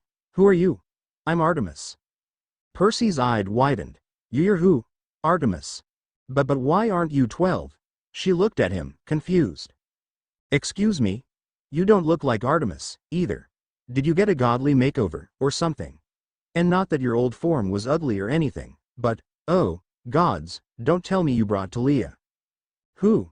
You know, Talia, leader of the hunters. I have no idea who or what you're talking about. Percy swore silently as he realized the fact. Oh, I'm sorry, I mistook you for someone else. Artemis raised an eyebrow. Ahem. Well then, I guess I'll see you around. Huh? Yeah, see you. She strode off and Percy mentally kicked himself. Crap, crap, crap, crap, crap. I totally messed that up. Gods, that was a close one. Nico lay out on the roof of the school, having just finished eating his lunch. Maria was seated beside him. Nico, how did you know how to get up here? You've only been at the school for a few days. He shrugged. I just found it, no particular reason. She glanced at him. Nico, why did you fight Marco? Nico paused. He was threatening my friends. Your friends? Yeah. You, Percy, Grayson, Sydney, you're my friends. Maria smiled slightly. I have never been part of a group of friends before. No. What about your emo friends? She looked away. Sure, I guess they're my friends, but I never felt like I belonged. You know, it was like they accepted me because I was like them on the outside. But they never truly knew me, and I never truly knew them. Nico nodded slightly. I think I understand. A little while ago, I didn't have any friends. I felt rejected. I couldn't fit in anywhere. My mother and sister were dead. My father didn't care for me. And the one guy the first looked up to, he betrayed me. That's how I felt. I got into some pretty dark stuff. Witchcraft, dark spells, anything to blot out my own pain and destroy my enemies. It was hard. But I didn't care. I was too dead to the world to care. I cycled through life, hoping to find something of significance. Somewhere I could belong. Through several, unique circumstances, I found what I was looking for. I found friends. Percy and Jason accepted me. They couldn't understand me, but they reached out and touched me. It was like being pulled out of darkness and thrust into the light. It was painful. It hurt my eyes. But I came out better than I was. The light brightened me. It brightened my world. And I found the strength to move on. My friends gave me that.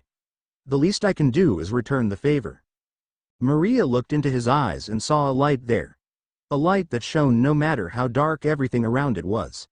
And his irises lit up the darkness like the northern lights. She pursed her lips and a small tear fell from her eye. Nico, he looked down at them with scorn. His scarlet red eyes flared and he upturned the left side of his mouth. Spread out at his feet were the defeated bodies of 30 hunters. He had slaughtered them all here in this nearly empty parking lot. The only one left standing was a thin girl dressed in punk rock clothes and with medium-length black hair with blue streaks at the front. She gritted her teeth, steadying herself on her bow. The man sighed. Is that it? Is this really all that the great hunters of Artemis have to offer? Shut up.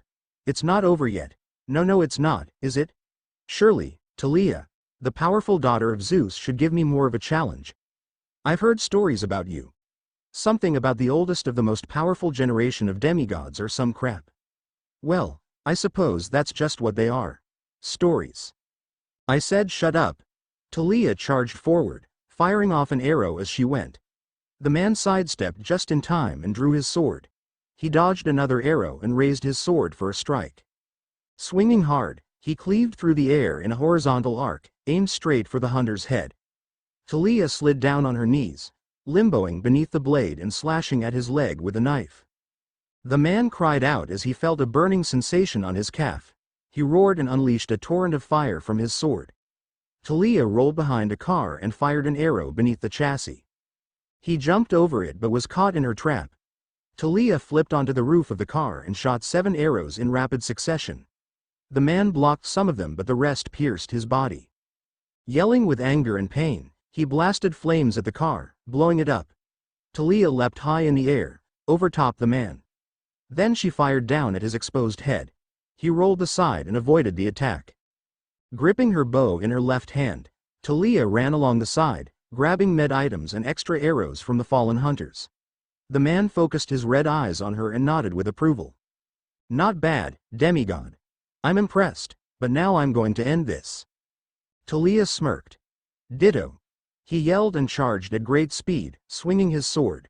A great arc of fire came from the swing and careened towards Talia. She leapt back and fired one last arrow into the air. Artemis, I summon thee. Instantly, a sonic boom erupted throughout the parking lot. Both Talia and the man covered their eyes as a bright light emerged from the smoke. Out stepped a petite little girl of about 12 years of age. The man swallowed deeply. Well, this changes things. The girl assessed the situation and turned to Talia. Talia, even though I gave you that emergency arrow for situations such as this, I don't believe my presence here is necessary.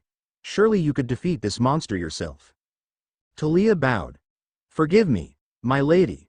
Artemis waved her off. Oh, it's fine. Then she turned to the man. Now then, Nikolai, isn't it? Long time no see. Indeed, moon goddess. It has been a long time, and as much as I'd love to fight you, I'm afraid I have more pressing matters to attend to. Your hunter, Talia Grace, fought well. I look forward to our next battle. Until we meet again, farewell. His form began to shimmer. Wait, Talia cried. He disappeared.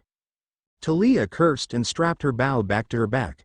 Artemis moved among her fallen soldiers, blessing their souls and sending them on a peaceful route to the underworld. Why didn't you stop him? Talia demanded. Why? Because I didn't have to. Nikolai is a powerful warrior, most certainly. But I believe he had almost met his match in you. He will be defeated in due time. Do you know where he's headed? Gotham City. I'm going after him, with your permission, of course. Artemis nodded. Very well.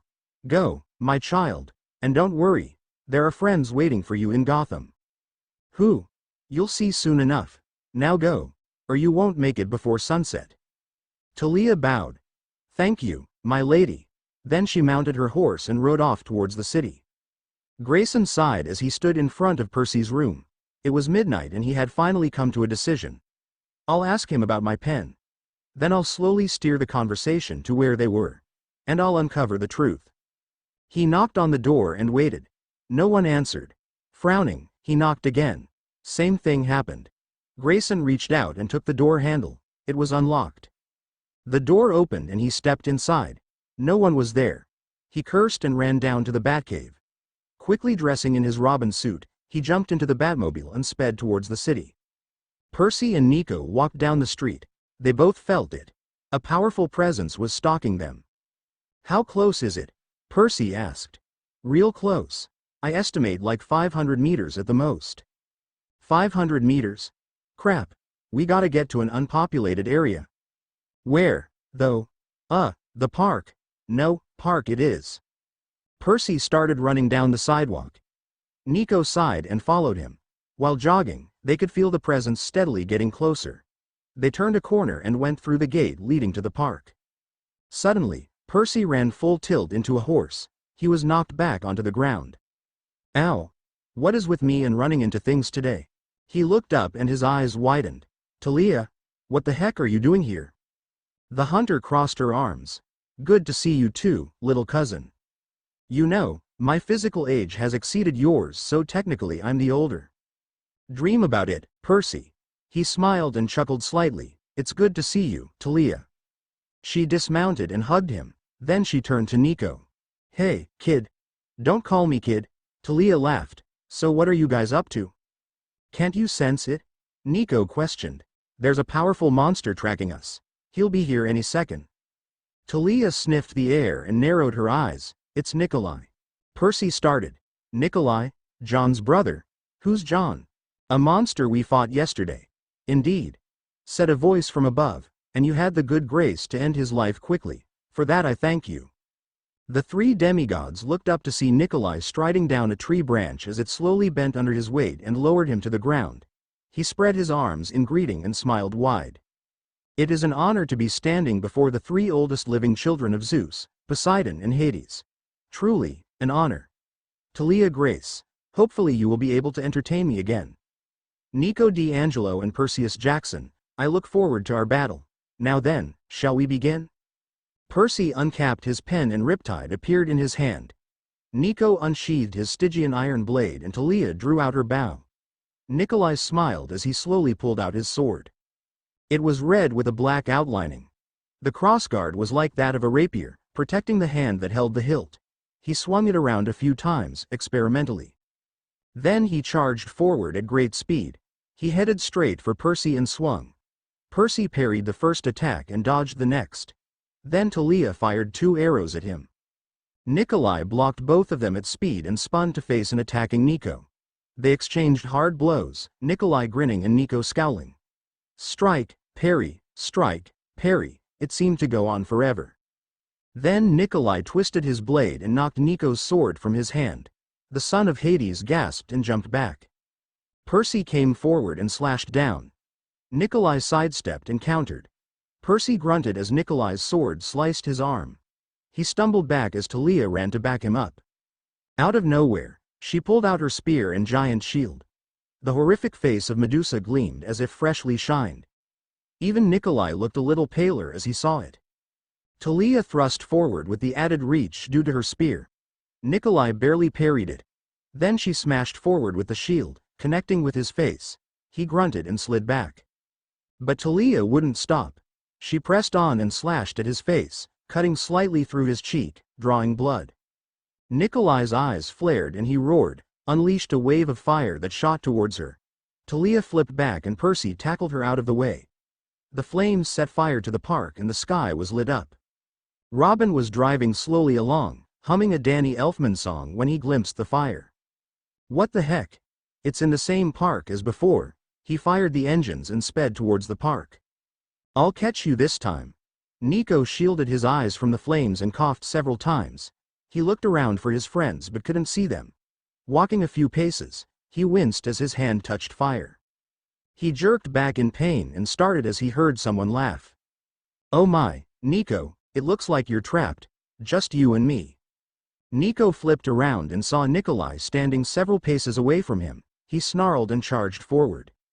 Their swords clashed and they struggled against each other. Nikolai smirked. As expected of you, Nico D'Angelo, but I must say, you disappoint me. Like I give a crap. Oh, that was mean. Nico kicked him away from him and attacked once again. They battled ferociously but Nikolai was slowly taking control. He forced Nico up to the flaming walls surrounding them and had already landed several cuts. The battle finally reached its climax when Nikolai slashed open Nico's right arm, rendering it useless. The son of Hades quickly switched to his left but even he knew that it was over. Nico kicked aside his sword and stabbed Nico through the shoulder. Then he cut a long gash into Nico's chest. He cried out in pain and slumped to his knees. Nikolai looked sternly down at him. You put up a good fight. It's been fun. I'll leave you here. I have to finish off your friends. But don't go anywhere. I'm not done with you yet. Talia stood waiting. She had already discovered that she was surrounded by walls of fire. It seemed that Nikolai intended to pick them off one by one. But if she could beat him here, then it'd be over and hopefully her friends wouldn't be hurt. Near the edge of the area, the air shimmered and Nikolai materialized. He looked a little winded but unharmed. Striding towards her, he smiled. It's good of you to wait so patiently. I apologize for taking so much time. He hefted his sword and Talia glimpsed blood on the blade. Her eyes widened. Whose blood is that? She demanded. Oh, this is blood from the son of Hades. Strange boy. I don't think he likes me very much. But it turned out all right. He's probably bleeding to death as we speak. Pity. I wanted to have more fun with him. You monster. Talia yelled. She gripped her bow and fired several arrows at him. Nikolai calmly cut through them and sighed. Really, if all you're doing is using those same attacks over and over then there's really no point to this battle. Talia gritted her teeth as perspiration dotted her brow. She fired off 2 shots and charged him, spear and shield in hand. Nikolai once again deflected the arrows and swung down to meet Talia. She blocked the attack with her shield and thrust forward with the spear. It nicked his leg and he kicked her aside in frustration. The daughter of Zeus rolled back to her feet just in time to block a strike. Nikolai gripped his sword with both hands as he hammered blow after blow into her shield. Talia steeled herself as his attacks rained down on her. It seemed that with each swing, his strikes became stronger. He stabbed her wrist and she dropped Aegis. Then he came forward and she barely parried with her spear blade.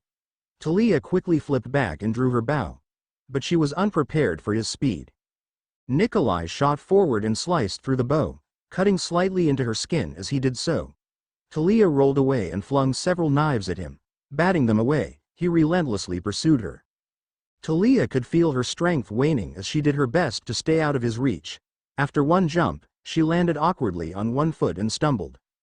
"You're mine," he yelled. Suddenly a wave of water came crashing through the flaming wall. Percy rode atop of it, sword drawn. He let loose a battle cry and came down with a crushing overhead strike that drove Nikolai to his knees. The monster shoved him away but was hit with a wave that knocked him off his feet. He growled and unleashed a blast of fire. Percy met it with a wave of water. As the elements struggled against each other, headlights beamed in on the battle scene. Percy cursed. "Well, looks like we've been caught." Robin spun the wheel as he entered the park. Bursting through a wall of flames, the Batmobile rumbled like a colossal tank. He broke through several more walls and then hit a small jump. The car flew into the air. In front of him he glimpsed three figures and a fourth lying about 30 meters away behind another wall. The Batmobile crashed to the ground and slid to a stop. Robin sighed as he recognized Percy as one of the three. The door popped open and he flipped out of it. He didn't recognize the other two. One of them was a tall man with medium-length brown hair and scarlet-red eyes. The other was a teenage girl with strange punk rock clothes and black hair with blue streaks. He studied them briefly and turned to Percy. "Mind telling me what's going on here?" Percy grinned sheepishly. "You're a lot younger than I thought you'd be, Batman." "I'm not Batman. My name is Robin, Batman's apprentice." "Oh. That explains a lot." Robin strode forward, eyeing the weapons in their hands. "Why do you all have weapons?" Percy hid his sword behind his back. You can see them." Robin nodded slowly. Yes, I can. And I'd like you to put them down." The tall man spoke up. "Look, kid, I don't know how you're seeing through the mist, but if you want to live, you'd better leave." Robin smirked. "Oh, really? Well, can't be helped. You're a danger to others. And I'm afraid I'll have to take you in." "Hang on," the girl said. "That guy's the threat, not us. We're fighting him to stop him from killing us." Robin nodded passively. "Yeah, that's usually the reason people fight each other. But you won't be explaining your way out of this one. I don't know about you, but from my point of view, this all looks very weird. Two teenagers, holding bronze weapons, fighting this guy, who's holding a red sword. There are walls made of fire surrounding the area, and a giant puddle over there. Then there's another teenager who looks dead, lying somewhere over there. And you all wonder why I can see you." Percy shrugged. He's got a point. "Furthermore," Robin continued, "this is a very whelmingly easy decision for me to make. You're all under arrest." Percy narrowed his eyes. "Whelmingly? Where have I heard that before?" Talia could see that Robin wasn't going to let up. She shifted and like a hawk, his eyes zeroed in on her movements. No wonder he's called Robin. He's got eyes like a bird's. Suddenly, Nikolai yelled and swung at Robin's head. The young superhero ducked and swept his legs out from under him. Then he flipped back and threw two oddly shaped spinning knives at him. Nikolai hit them aside and rushed forward. Percy ran in and got in his way. They clashed and Nikolai pushed him back. Then Talia attacked from behind. He sensed her and tried to dodge, but she still pierced his left arm. Robin dashed in and roundhoused him in the face. Then he shoulder flipped Percy onto his back. "Hey, we're on the same side. Since when? Since he freaking attacked you?" Talia shoved them apart. "Guys, shut up and fight." Nikolai swung down with his sword and sent an arc of fire headed towards them. Robin and Talia rolled aside, but Percy summoned another wave to meet it. Except this time, there was no contest. The flames cleaved through the water and Percy barely dodged. Robin grimaced and flung several of his spinning knives at Nikolai. Just before touching him, they exploded and threw him back into a tree. Percy ran over to them. "Guys, I've got a plan. There's a pile of water beneath that tree over there. Robin, if you could throw more exploding things," and they forced him into the puddle. "Talia can throw her spear and pin him to the tree. Then Talia, bring lightning down on him. He'll be fried." Robin smiled as he understood. "And then with the tree, the water and the spear all touching him, he'll be even more fried than a normal lightning strike." And since when can you shoot lightning? Talia smirked. Tell y'all later. This'd better work, Percy, or I'll beat the snot out of you. Percy chuckled. If it doesn't work, you won't need to, we'll probably be dead soon anyway. Let's do it, Robin said. The three teens readied themselves and Nikolai charged again. Robin threw at least 5 exploding things and ran after them. The explosions once more threw Nikolai back. Robin leapt high in the air and landed a devastating 2-footed kick to Nikolai's face. He was sent tumbling into the large puddle beneath the tree. He grunted and stood up. Then Talia hurled her spear at his chest and it went straight through, pinning him to the tree. Robin flipped back to get out of the way as the sky turned dark. Talia raised her fist into the air and yelled furiously as she brought it down. At the same time, a giant bolt of lightning streaked down from the sky. Nikolai looked up with terrified eyes. Oh, shush! The lightning blasted into him and his screams echoed through the park. All three teens shielded their eyes until the electricity receded. When they looked, all they could see was an unrecognizable corpse that slowly began dissolving into golden dust. Robin gasped and ran to it, picking some up and into a small canister on his belt. Talia nudged Percy. What's with him?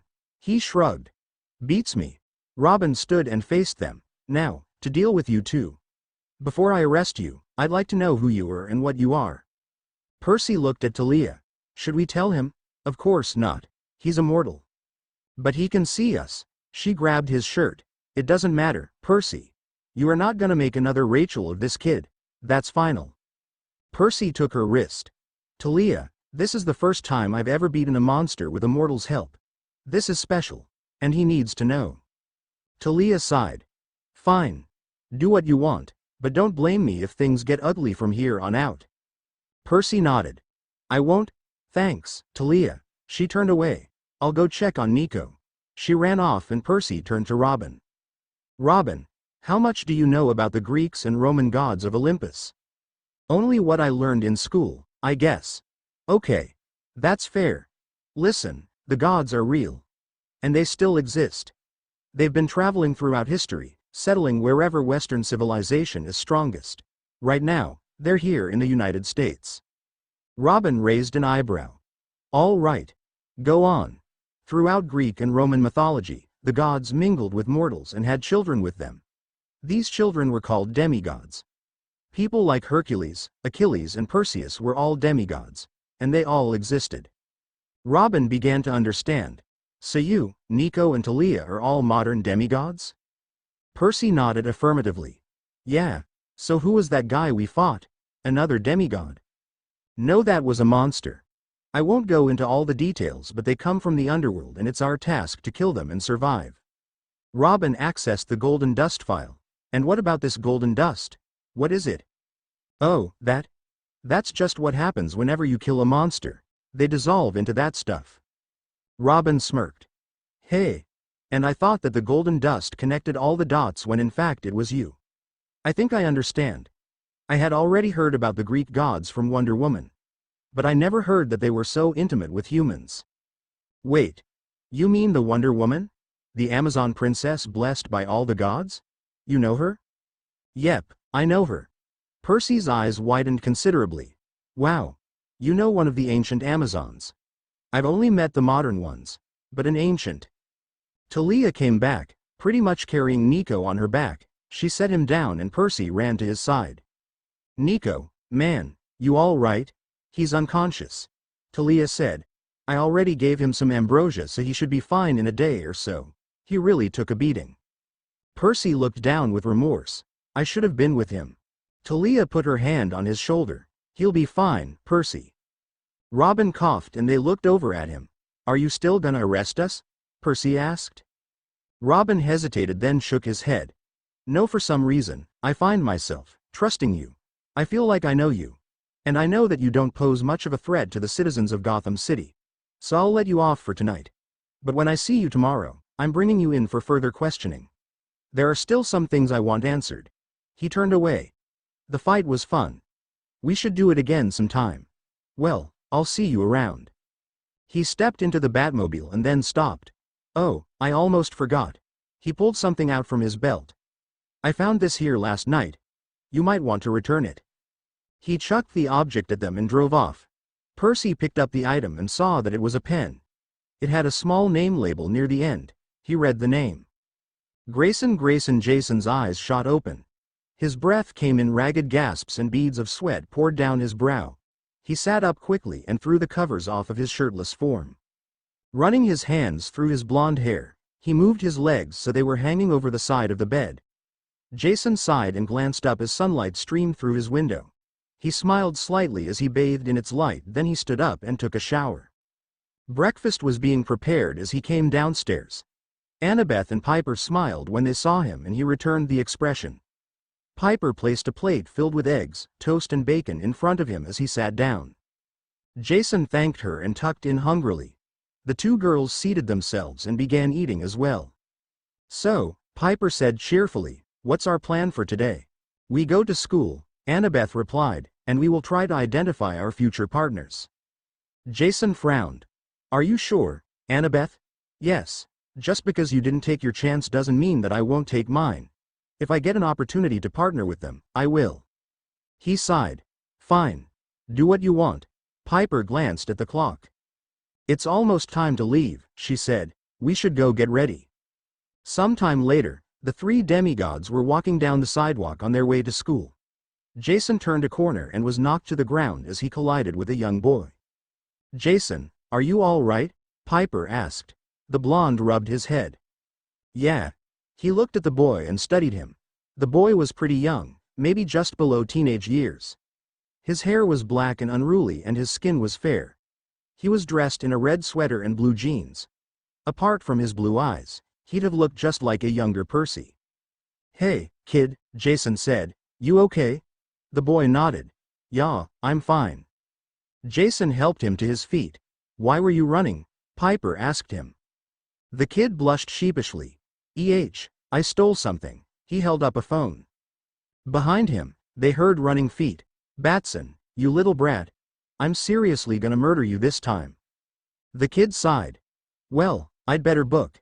"See ya." He made to run, but Jason grabbed his arm. "Hang on, kid." His pursuer came to a halt, breathing heavily. He was a little older than the kid and his hair was brown. Thanks for catching him. He's quick." Jason regarded him sternly. "Is this your phone?" He nodded. "Yes. Batson's been stealing everything from me and this was the last straw. Lemme have a swing at him." Annabeth stepped forward. "You won't be having a swing at anybody. Kid, give him his phone." The boy sighed. "Fine." He held it out and slowly let his drop through his fingers. It hit the ground with an audible crack. "Oops. Clumsy me." The other boy yelled and raised his fist. "Batson, you little shish." His words were interrupted as Jason stuck out his foot and tripped him. The guy promptly face planted. Piper picked up the phone. It was slightly cracked but not that much. "Here," she said. "This belongs to you." The boy sniffled and then took his phone and ran away. Jason turned to the dark-haired boy. "You're welcome, kid." He shrugged him off. "I could have taken him." "Sure you could have. Where are your parents?" Piper asked. "Fawcett City," he replied. "Fawcett City? But that's miles from here." "Yep. Don't worry. I can take care of myself." "What's your name?" Annabeth asked. "Batson. Billy Batson."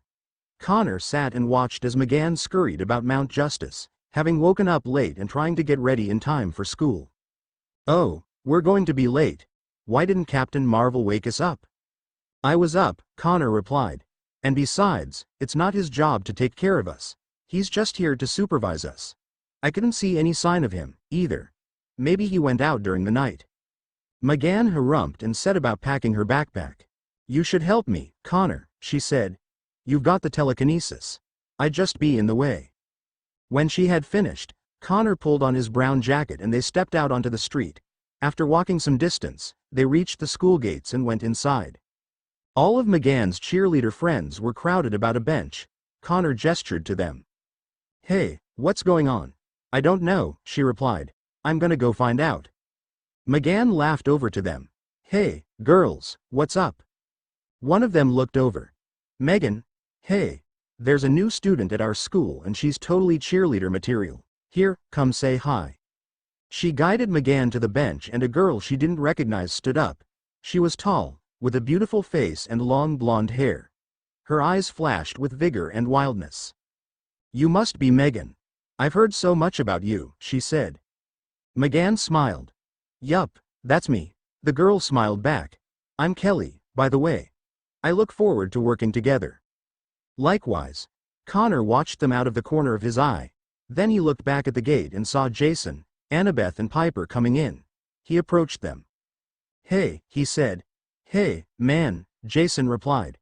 The girls ignored them and sat down by themselves whilst muttering something about a kid giving them the slip. "What's up?" Jason asked. The sky." "Hey, good one," Jason said sarcastically. The two boys walked over to where some other guys were playing basketball. "What, is basketball the only sport this school can play?" Jason asked. Connor shrugged. "Yeah, I guess. Our team isn't even that good. Here, let's join the game." They were put on separate teams and the game began.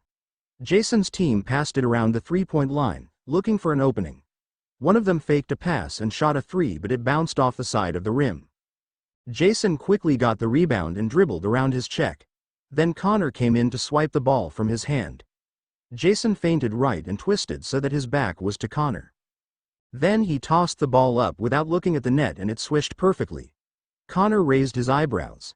He took the pass from the line and ran up the court. Forging past a defender, he went up for a layup and it went in off the backboard. Jason's team threw it down the court and Jason caught the ball with his left hand. Then he burst forward with speed and slipped the ball through the legs of his check. Pulling back, he proceeded to break the ankles of the next defender. Then he simply tossed it into the basket. A small crowd had formed by now to watch as the new kid showed his skills. Connor leapt up and passed to his teammate, but Jason intercepted it and sprinted towards the basket. Two defenders stood in his way and he quickly dribbled past both of them. Jumped off of his right foot, he rolled it in off his fingers. Connor's team panted for breath. "Who is this guy?" Connor thought. "He's ripping through us like butter." Jason got the ball again and Connor hurried to mark him. They faced off and Jason started dribbling. He went around the back, through the legs and flicked it around Connor's right side while running around his left. Three blockers jumped up to stop him. Jason soared high into the air and with a great yell he thundered down with a crushing slam dunk. The blockers fell to the ground. The crowd, which was huge at this point, cheered loudly. Jason took several deep breaths and grinned wide. Annabeth and Piper rolled their eyes, but they too were smiling. The bell rang and everyone headed inside. Jason went to his locker and found himself surrounded by people, mostly girls. "Where do you learn to play basketball like that? You're so good. You're so hot. Date me." Jason mostly ignored them. He was used to the attention, and he hated it. Piper and Annabeth watched from afar, unable to break through the mass of people. Suddenly a tall brunette strode past them. The crowd instantly parted for her. McGann came up to them. "Who's that?" Annabeth asked. Oh, that's Jennifer. She's by far the most popular girl at this school. She treats most guys like dirt and always gets what she wants. I don't like her very much." Jennifer went straight up to Jason. She said, "What is your name?" "Jason Grace," he replied. "You have rare skill. I like rare things. Come with me." She turned and started walking, but Jason didn't follow. "Did you not hear me? I said come with me." "I heard you," Jason said, "but I already have a girlfriend, and besides, I need to get to class." He strode away. Jennifer looked after him with an odd look in her eye. Then a small smirk crept onto her face. Connor took a seat in his first class and smiled as McGann sat next to him. They didn't have any time to speak as the teacher began his lesson. The class was a boring one and Connor soon was trying his best just to stay awake. All of a sudden, Connor felt a strange screeching sound in his ear, like a microphone when you first speak into it. He winced and focused his super hearing, trying to ascertain if there was an underlying sound beneath the noise. There was. "How do you do, Superboy?" Connor narrowed his eyes as he heard Lex Luthor's ominous voice. "I know you're in class at this point in time, which is why I will relay my instructions for you quickly and simply. Tonight at 9 o'clock, I will be in Happy Harbor, incognito of course. I wish to meet you at the small park in the middle of town. Hopefully you will heed these directions and show up because I have very serious news to pass on to you. And a warning. Don't disappoint me, my son." The connection ended and Connor scowled. Luther. Why would he contact me now? He knows I don't trust him. So why? I guess I'll just have to find out tonight. Class ended and he stepped out into the hallway. Heading to his locker, he stopped at a water fountain and began to drink. When he had finished he looked up and saw Annabeth waiting in line. Her stormy gray eyes fixed on his and he did his best to not look away. Her eyes unnerved him to no end. Hey, Annabeth. Hi, Connor. How's it going? Pretty good. How about you? Just fine, thank you. She stooped over and took a small draught of water. This water is disgusting. Yeah, pretty gross, huh? The school doesn't really care for stuff like that. They just focus on new chairs and stuff like that. But it's okay, I don't really mind. Neither do I anyways, I guess I'll see you around. Yeah, see you. She headed off and Connor went to his next class. In the break, Jason and Piper walked together. As they passed by the gym, a tall good-looking guy came up to them. Hey, he said, my name's Brian. I'm the captain of the senior basketball team. We saw you play outside and were wondering if you'd like to join the team. So how about it? Jason hesitated. Well, I'd love to join but I'm not sure if I can. You see, I'm kinda busy nowadays. What do you think, Piper? She shrugged. I dunno, Jason. I mean, you could as long as it doesn't interfere with our other line of work. He nodded and pursed his lips in thought. Then he came to a decision. All right. I'll join the team. Brian smiled wide. Great. Practices are on Tuesdays and Thursdays and games are on Wednesdays and Fridays. Is that good for you? Should be, yeah. You'll get your jersey and all that at practice. For now, welcome to the team. Thanks. The two boys shook hands and the bell rang. They all quickly headed to their respective classes. Jason was slightly late and he rushed into the classroom. He didn't recognize anybody except one. Jennifer motioned to the seat beside her. Jason looked around for an alternative but there was none, so he begrudgingly took a seat next to the brunette. For the beginning of the class, she didn't so much as acknowledge him. The teacher droned on and Jason became more and more uncomfortable. Finally, she spoke. A girlfriend, huh? What makes you think I actually want to be your girlfriend? Perhaps I was making an observation on your above-average skills with a basketball? Jason hesitated. He had no idea how to respond, so she continued. I do not pretend to find you unattractive. But I have a very strict set of criteria that a boy must meet before I deem him suitable. So far you have passed much of it. I commend you for that. Jason narrowed his eyes. This girl, what's with her? I'm sorry, he said, but I already told you. I have a girlfriend, I don't need another one. Jennifer smirked. Does it look like I care? Jason's eyes widened with angry surprise. What did you say? She leaned forward. I said, I don't care. When I set my sights on something, I always get it. And you're no different. However long it takes, you will be mine, Jason Grace. After school, Connor walked along the beach by himself. His eyes were focused on the ground and he was deep in thought. It's almost 9 o'clock. Should I go? I suppose I have to, but I can't let McGann know where I'm going. I don't want her to worry. I'll just go now and waste time in the town until 9 o'clock. Plan in mind, he quickly headed towards the town. Hitting the streets, he wandered around for half an hour, constantly checking his watch. Finally the watch said 8:55. Connor quickly spun round and ran to the park, which was nearby. He arrived bang on time and stood waiting in the first light of the moon. With his super hearing, he picked up the sound of a car approaching.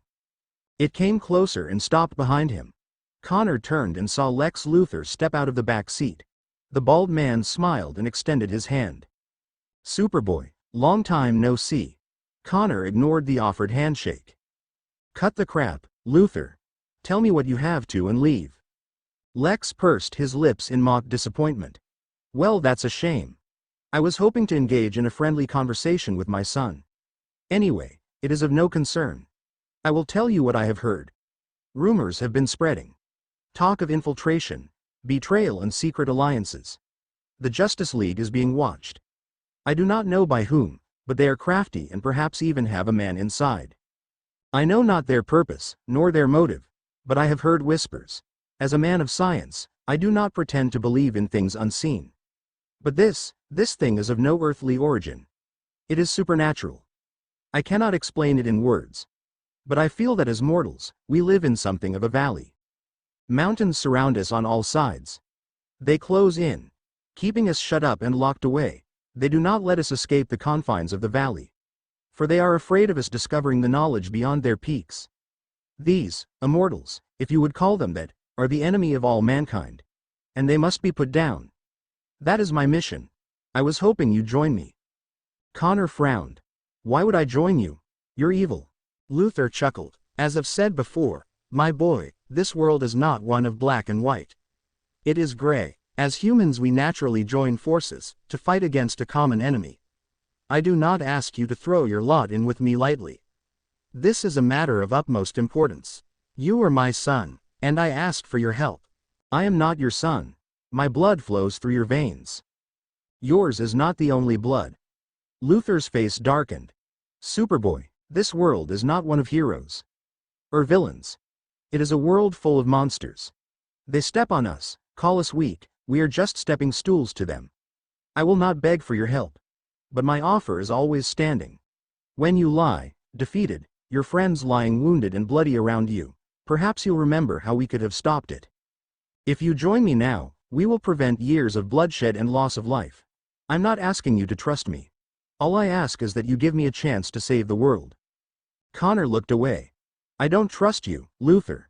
I probably never will, but I'll think about your offer. Didn't you say that you had a warning for me? Luther nodded. Yes. Beware, Superboy. Beware of what? I will not say. Only be wary. Trust no one, not even your friends.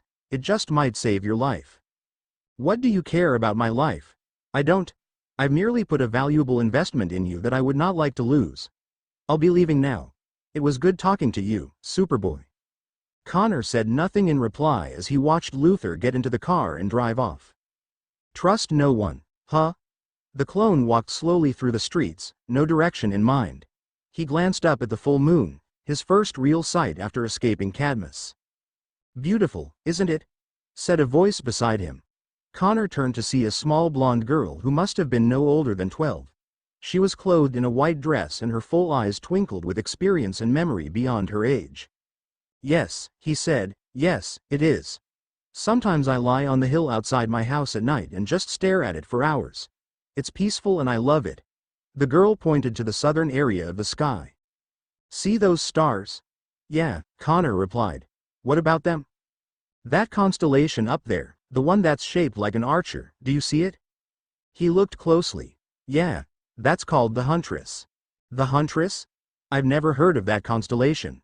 Yeah, most people haven't, but in my opinion, it's the best one up there. Huh, it looks cool. She nodded slightly. Yes, it was very cool. Connor frowned with thought. You sound as if it's real. It was. It was a heroic star. But that was a long time ago. You're a hero now. And you need to step up. Others will look to you in times of turmoil and you must be prepared. The world isn't likely to give you a second chance. She turned to leave. Hey, wait, Connor said. What did you say your name was? I never said my name. Farewell, Connor Kent, until we meet again. The girl disappeared. Connor looked around in shock. He searched everywhere but the girl was nowhere to be found. Who was that? High above him, the girl sat on the edge of a tall building, her legs dangling in the air. A tall, older boy stood behind her, hidden by the dark mist. Are you sure you should have spoken to him, sis? Yes, she replied. I'm sure. He sighed. I just hope it doesn't come back to bite you later. The girl smiled slightly. It won't. I can guarantee it. I'll hold you to that. Because we both know what happens if something goes wrong. Her eyes narrowed. Yes, but not this time. This time, I have the strength to hope. Hope? In what? She turned to face him. In mortals. Project Kerr didn't have dreams. Or nightmares. Or any kind of vision during the night. He simply slept. Eyes shut and mouth closed, he looked peaceful and calm. In the morning, the sun would filter through his window and strike his face, signaling the start of a new day. He would get up, yawn and get ready for breakfast. Early mornings didn't bother him, and he was okay with that. He woke now, doing the same routine as usual. Someone knocked on his door and he permitted them entrance. It was McGann, her green face showing tiredness and her red hair a floppy mess. "Morning, Connor," she yawned. "Good morning, McGann. Sleep well?" "Yes." She sighed. "I know I sure didn't. I kept getting these strange nightmares. Something about a weird half-donkey, half-metal thing. It was creepy." Connor's sweat dropped and went back to what he was doing. McGann laughed nervously and left, bumping into a dresser as she went. Connor changed into his normal attire and went to the kitchen for breakfast.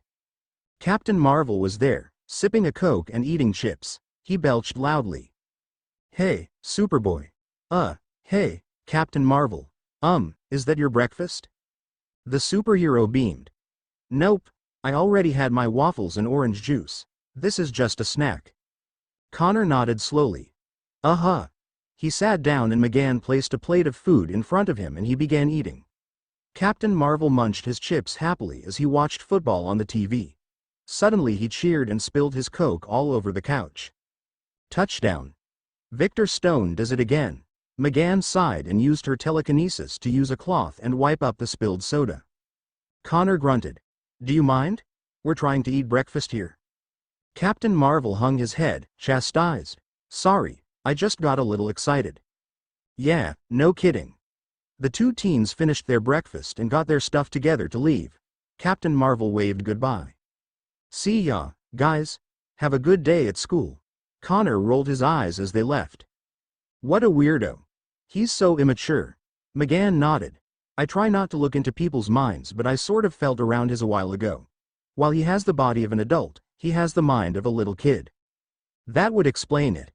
Back inside Mount Justice, Captain Marvel sat back on the couch and smirked. He loved acting like a clueless idiot in front of the team. It made him feel smart and funny. Plus, their reactions were hilarious. He stood up and stepped outside. Flying upwards, he shot across the sky with a sonic boom. He'd just make it in time for school. Jason mentally groaned with frustration as he was swamped on all sides by eager fans. They all clamored for his attention, pushing and fighting each other as they did. Honestly, he felt like he was surrounded by 20 or so babies. All of a sudden, the crowd began to separate, leaving a straight path for someone. Jason groaned out loud. "Please don't let it be Jennifer." It wasn't. A tall, lean guy with sandy blonde hair and surfer good looks strode up to him. "Yo," he said. "You're Jason Grace, right?" Jason nodded. "Yeah, who are you?" The guy extended his hand. "Jack Silver." Jason shook his hand. "So, what do you want?" Jack pondered this. "What do I want? He turned away, seemingly deep in thought. Then his pupils focused creepily on Jason through the corner of his eyes. "Maybe I want a rival." "A rival? For what?" Jack sneered. "For basketball, of course." Jason sighed. "What is with this school and basketball?" Jack leered at him closely. "You and me, one-on-one, now." Hey." The two blondes turned to see Brain come up to them. "Jack, you know you're not allowed to challenge players who are on the team." Jack glared at him. "Shut it, Brian. I can do whatever I want, and besides, Gracie's new." Brian looked at him sternly. "But he is still on the team. You know the rules. You are not allowed to crush any members of the team, especially a new potential like Jason." Jack frowned. "TCH. I wasn't gonna crush him. I just wanted some fun. I'm sure he'd fare a bit better than all you other weaklings." Brian clenched his fist. "Jack, you have been repeatedly asked to join the team but you always refuse. If you're not going to play basketball seriously, then don't try to mooch some playing time off of our players." Jack laughed cruelly. "Play seriously? Trust me, Brian, you've never seen me play seriously. No one has." Jason stepped forward. "Then play. You and me." "Jason, stop," Brian said. "He's not worth your time." Jack grinned wide. "Oh, dear, it looks like he's broken the rules." "What do you mean?" Jason asked. "The rules say that I can't challenge you, but if you challenge me, well, that's a whole other story." Jason nodded. "Of course, that's only fair. Do you have a ball?" Jack reached into his backpack. "Yeah, never leave home without one." The two of them walked to the basketball court, the now forgotten crowd following closely. Brian sighed and went as well. Annabeth and Piper took Jason aside. "What are you doing?" Annabeth asked. "I'm playing basketball." "And is that what we set out to do here? No, this is a distraction and it's working. Our job was to find the heroes and team up with them. But you wasted your chance and now you're playing basketball and you joined the team. You need to get your priorities straight, Jason. This quest is far more important than what you're about to do." "And so what if it is? I don't like this guy's attitude, so I'm gonna change it." Annabeth shook her head disappointedly. "Fine, do what you want. I'm going to do what we were sent here for." "I will too. But right now, I'm gonna play. Good luck," Piper said. He smiled. "Thanks, Pipes. I needed that." Jason turned away from the girls and walked onto the court where Jack was ready. The other boy tossed him the ball. "You get first ball, Gracie. Now, come at me with all you've got." Connor and McGann arrived at the scene to watch. Jennifer was sitting in a specially brought chair. The tension in the air was palpable. Everyone knew the legends of Jack Silver. He was a prodigy, an athletic genius who had never lost a game before. This match would be huge. Jason began dribbling the ball. He felt its texture as it rolled smoothly off his fingers to hit the ground and bounce back up again. Suddenly he burst forward with incredible speed. He went to the right and went up for the layup. It looked like he was through, but Jack still hadn't moved. Then with insane speed and vision, he jumped up without looking and tipped the ball away from Jason's hand. Quickly grabbing the rebound, he went to half and stood there, bouncing the ball slowly with boredom evident on his face. Jason grimaced. "He's fast. Maybe even faster than me. I have to be really careful about this." He stood a ways back, keeping his defensive range wide. Jack called out to him. "What are you doing standing back there? Shut up and play." Jack shrugged. "If you insist." Yawning lazily, he shot the ball from half and didn't even watch as it swished. Jason's eyes widened. "What? You've got to be joking." Jack walked past him. "You're on offense now, Gracie. Better make it count. First to 10 baskets wins."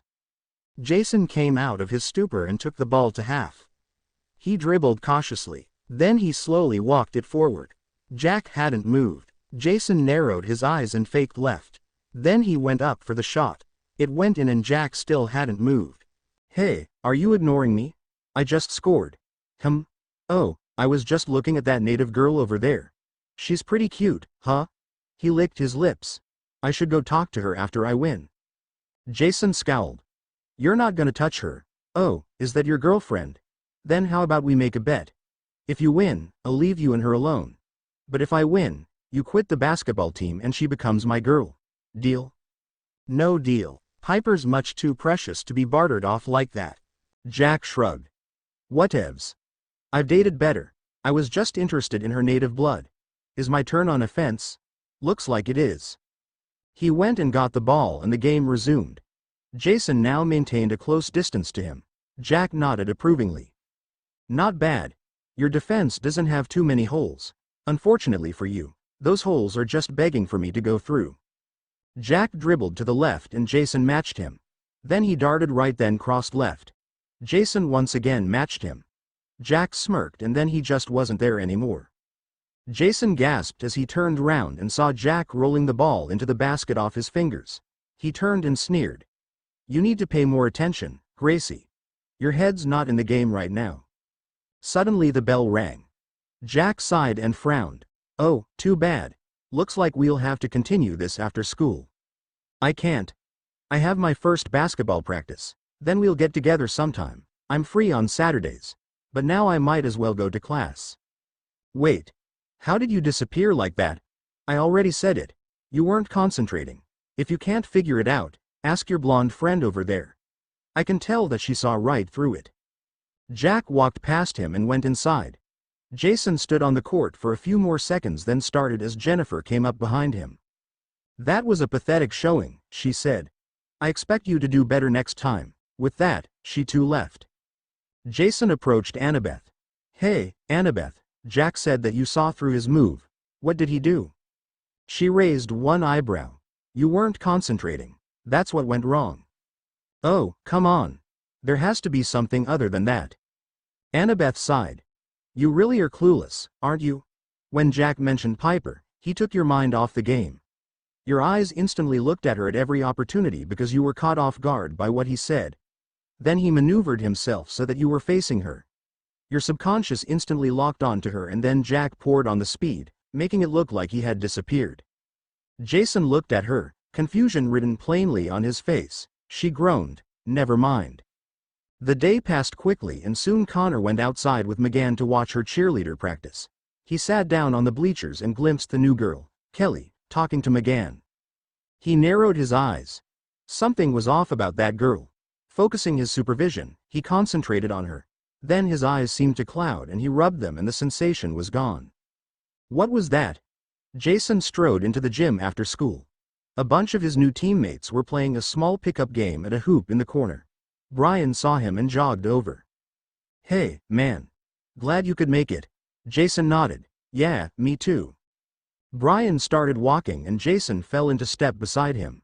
Practices are usually about an hour and a half to 2 hours. We do drills on all sorts of things, but each practice is dedicated to a particular thing. So for today, we're working on defense and how to improve your marking. We obviously don't wear our jerseys during practice, so you'll get yours afterwards. For now, you can go and introduce yourself to the guys.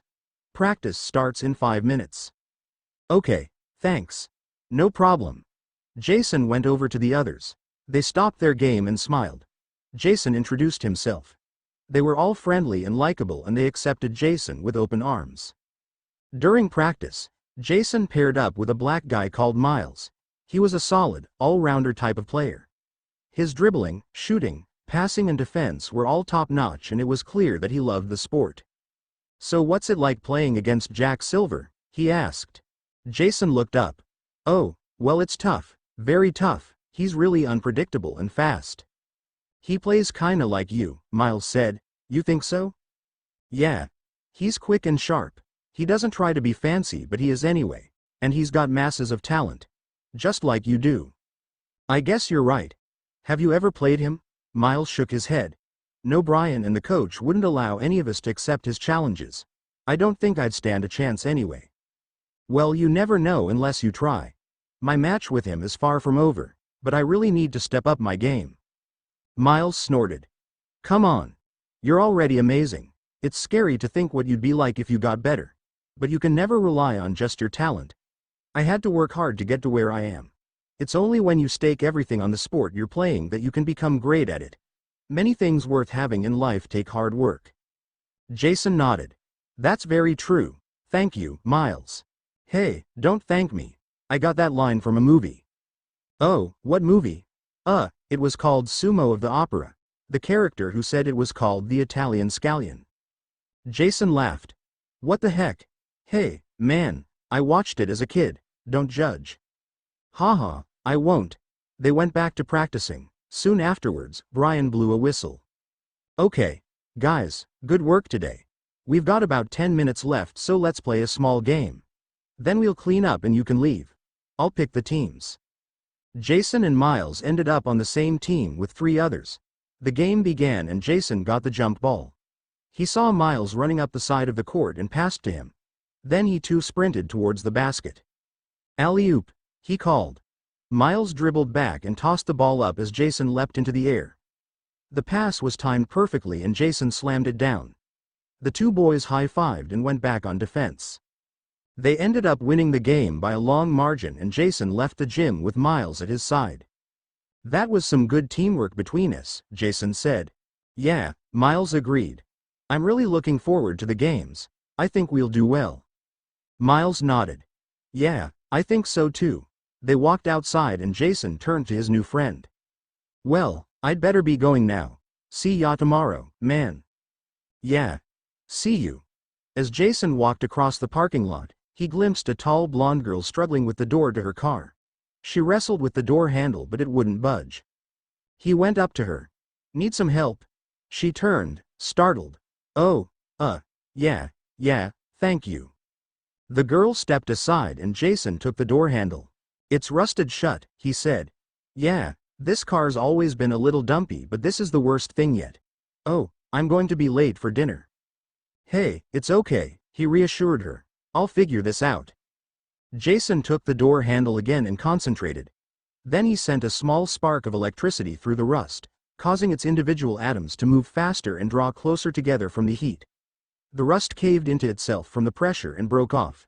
He opened the door and worked the handle some more to loosen it up. The girl cheered. Wow, how'd you do that? He smirked. Magic. She smiled brilliantly. How can I repay you? Oh, I'm having a party at my place tomorrow night. Can you come to that? Jason winced. His head began to pound. Her eyes focused on his and he felt his will shattering. What's happening to me?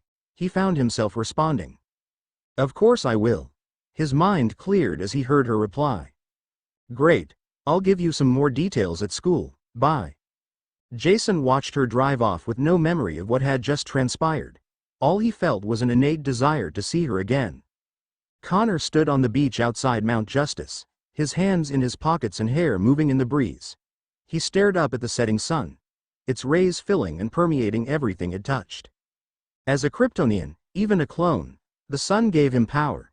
It strengthened his body and cleared his mind. He needed the sun, he craved the sun. Often he wondered whether Superman felt the same need. His relationship with the other alien had improved, but they still weren't entirely close.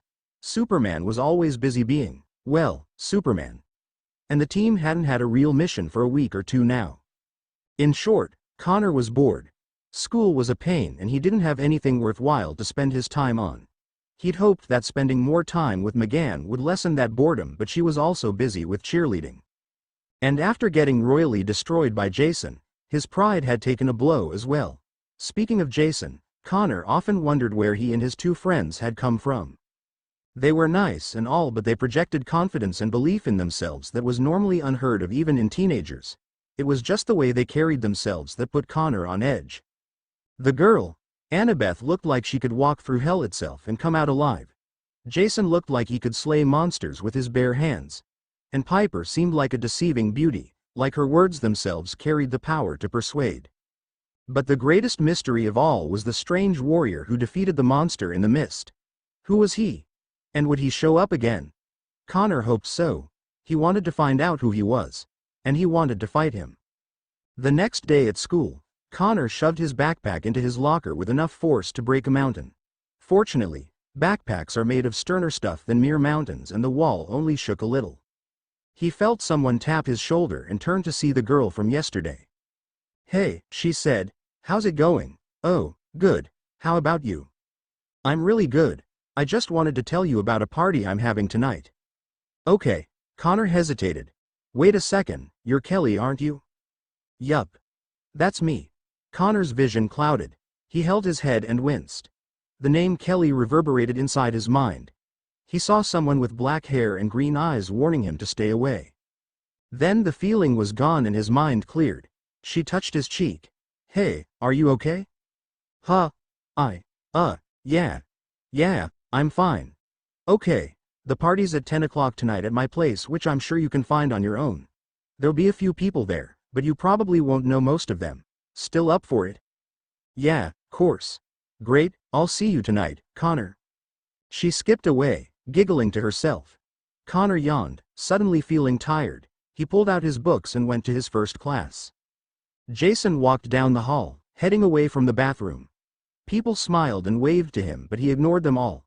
Suddenly Kelly stepped out in front of him full speed and they collided. They both fell to the floor and Jason rubbed his head. Ow! Kelly speedily went to his side. Are you okay? Are you hurt? Oh my gosh, I'm so sorry, I didn't see you there. Jason waved her off. It's okay, I'm fine. She sighed with relief. Oh, thank goodness. Here, let me help you up. Kelly helped him to his feet quickly and Jason felt the strength in her otherwise skinny arm. He smiled his thanks and turned to leave, but she grabbed his arm and pulled him back. Then she spun them into a dark corner and kissed him full on the lips. Jason's eyes widened with surprise and he struggled to break the kiss, but she wouldn't let him. All of a sudden, his mind became fuzzy and he couldn't think clearly. He stopped struggling and began to enjoy the physical contact. She smirked and milked it for what it was worth. Then she pulled back. If you want more, and I know you do, the party's at 10 o'clock tonight. You won't regret it. Then she was gone. Jason gasped for breath and looked around, but there was no sign of her. He shook his head to clear it, but one thought remained in his subconscious. 10 o'clock tonight. 909 Barrow Street was mostly deserted. Street lamps shone dimly. The moon was hidden behind several clouds. Jason and Connor met on the sidewalk, coming from different directions but approaching the same house. They paused and stared at each other for several seconds. Then they cried out in unison. "What the heck are you doing here? Kelly invited me to a party." "Kelly invited me to her house."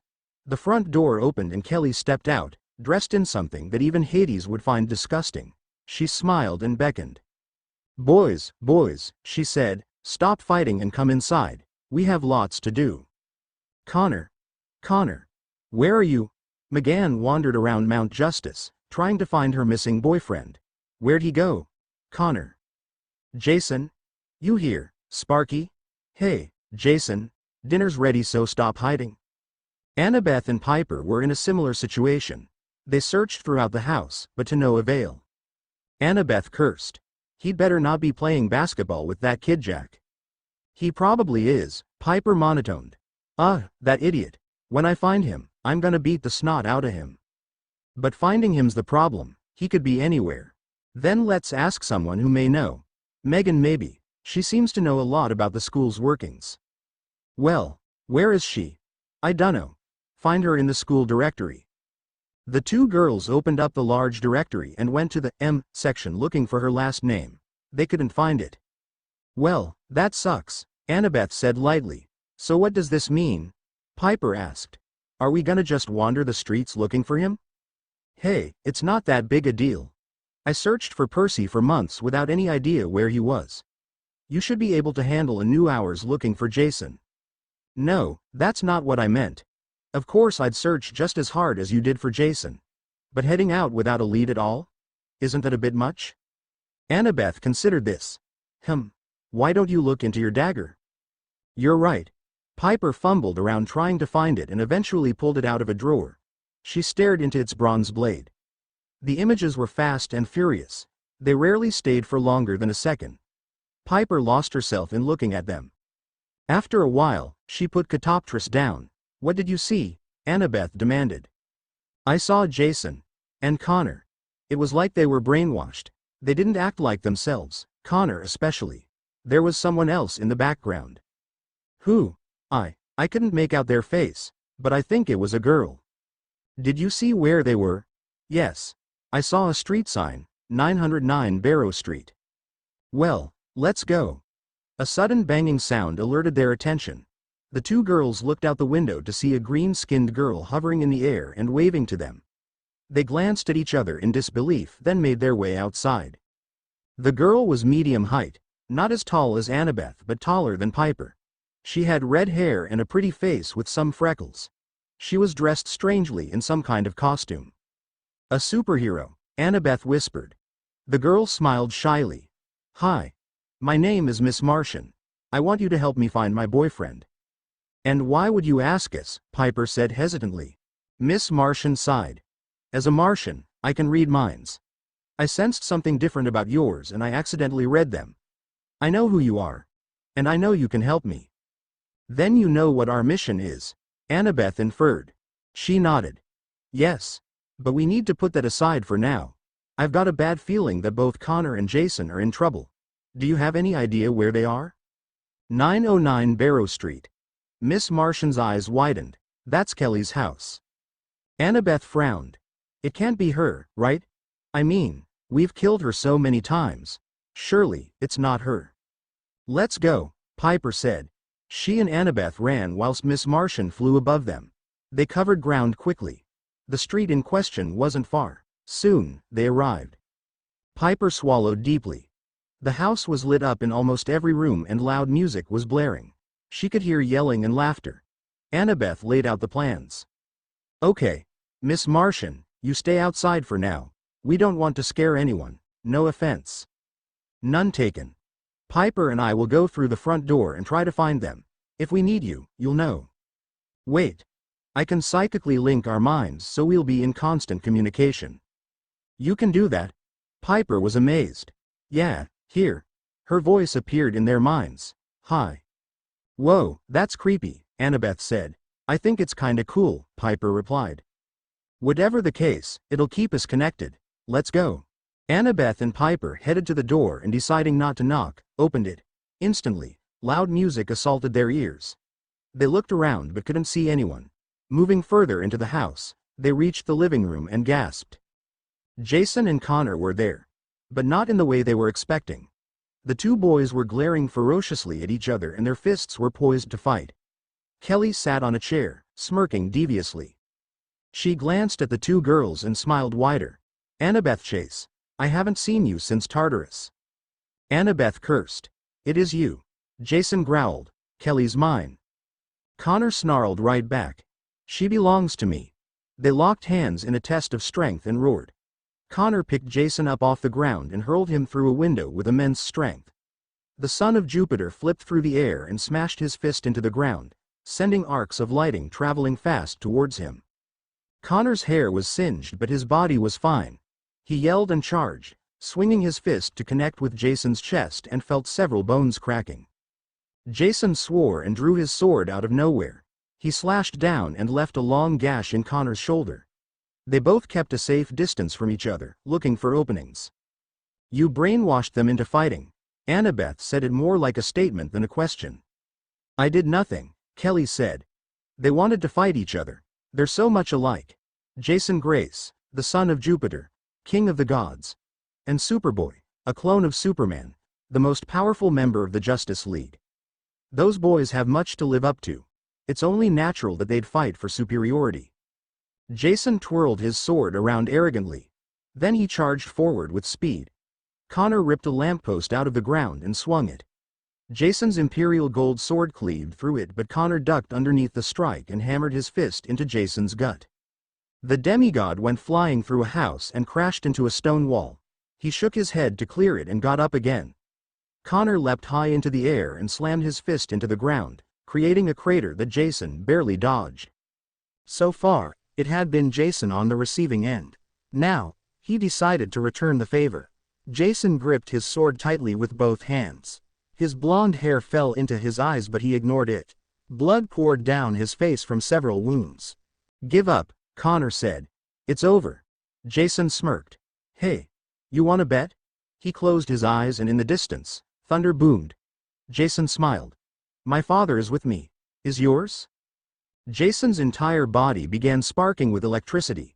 It centered around his sword. Jason slowly brought it up and pointed it skyward, then he sliced it down. Instantly, a blade of lightning burst from his sword and streaked towards Connor. The clone couldn't do anything but watch as it blasted through his chest and beyond. Blood spurted everywhere from the massive wound. Jason grinned. McGann, who was watching, screamed. She flew quickly to his side. You monster! You killed Connor. What of it? He was in my way. McGann screamed again and flew suddenly at him. She grabbed his head with her hands and poured all her power into his mind. Jason let loose a shriek of agony and then dropped to the ground, totally comatose. Piper threw open the door and drew out her knife. Jason, she turned to McGann, her eyes ablaze with fury. I'll kill you. The two girls faced each other whilst Annabeth looked on in horror and Kelly smiled evilly. After all, the night was still young. The end. Remember to subscribe and like this video. See you in the next video.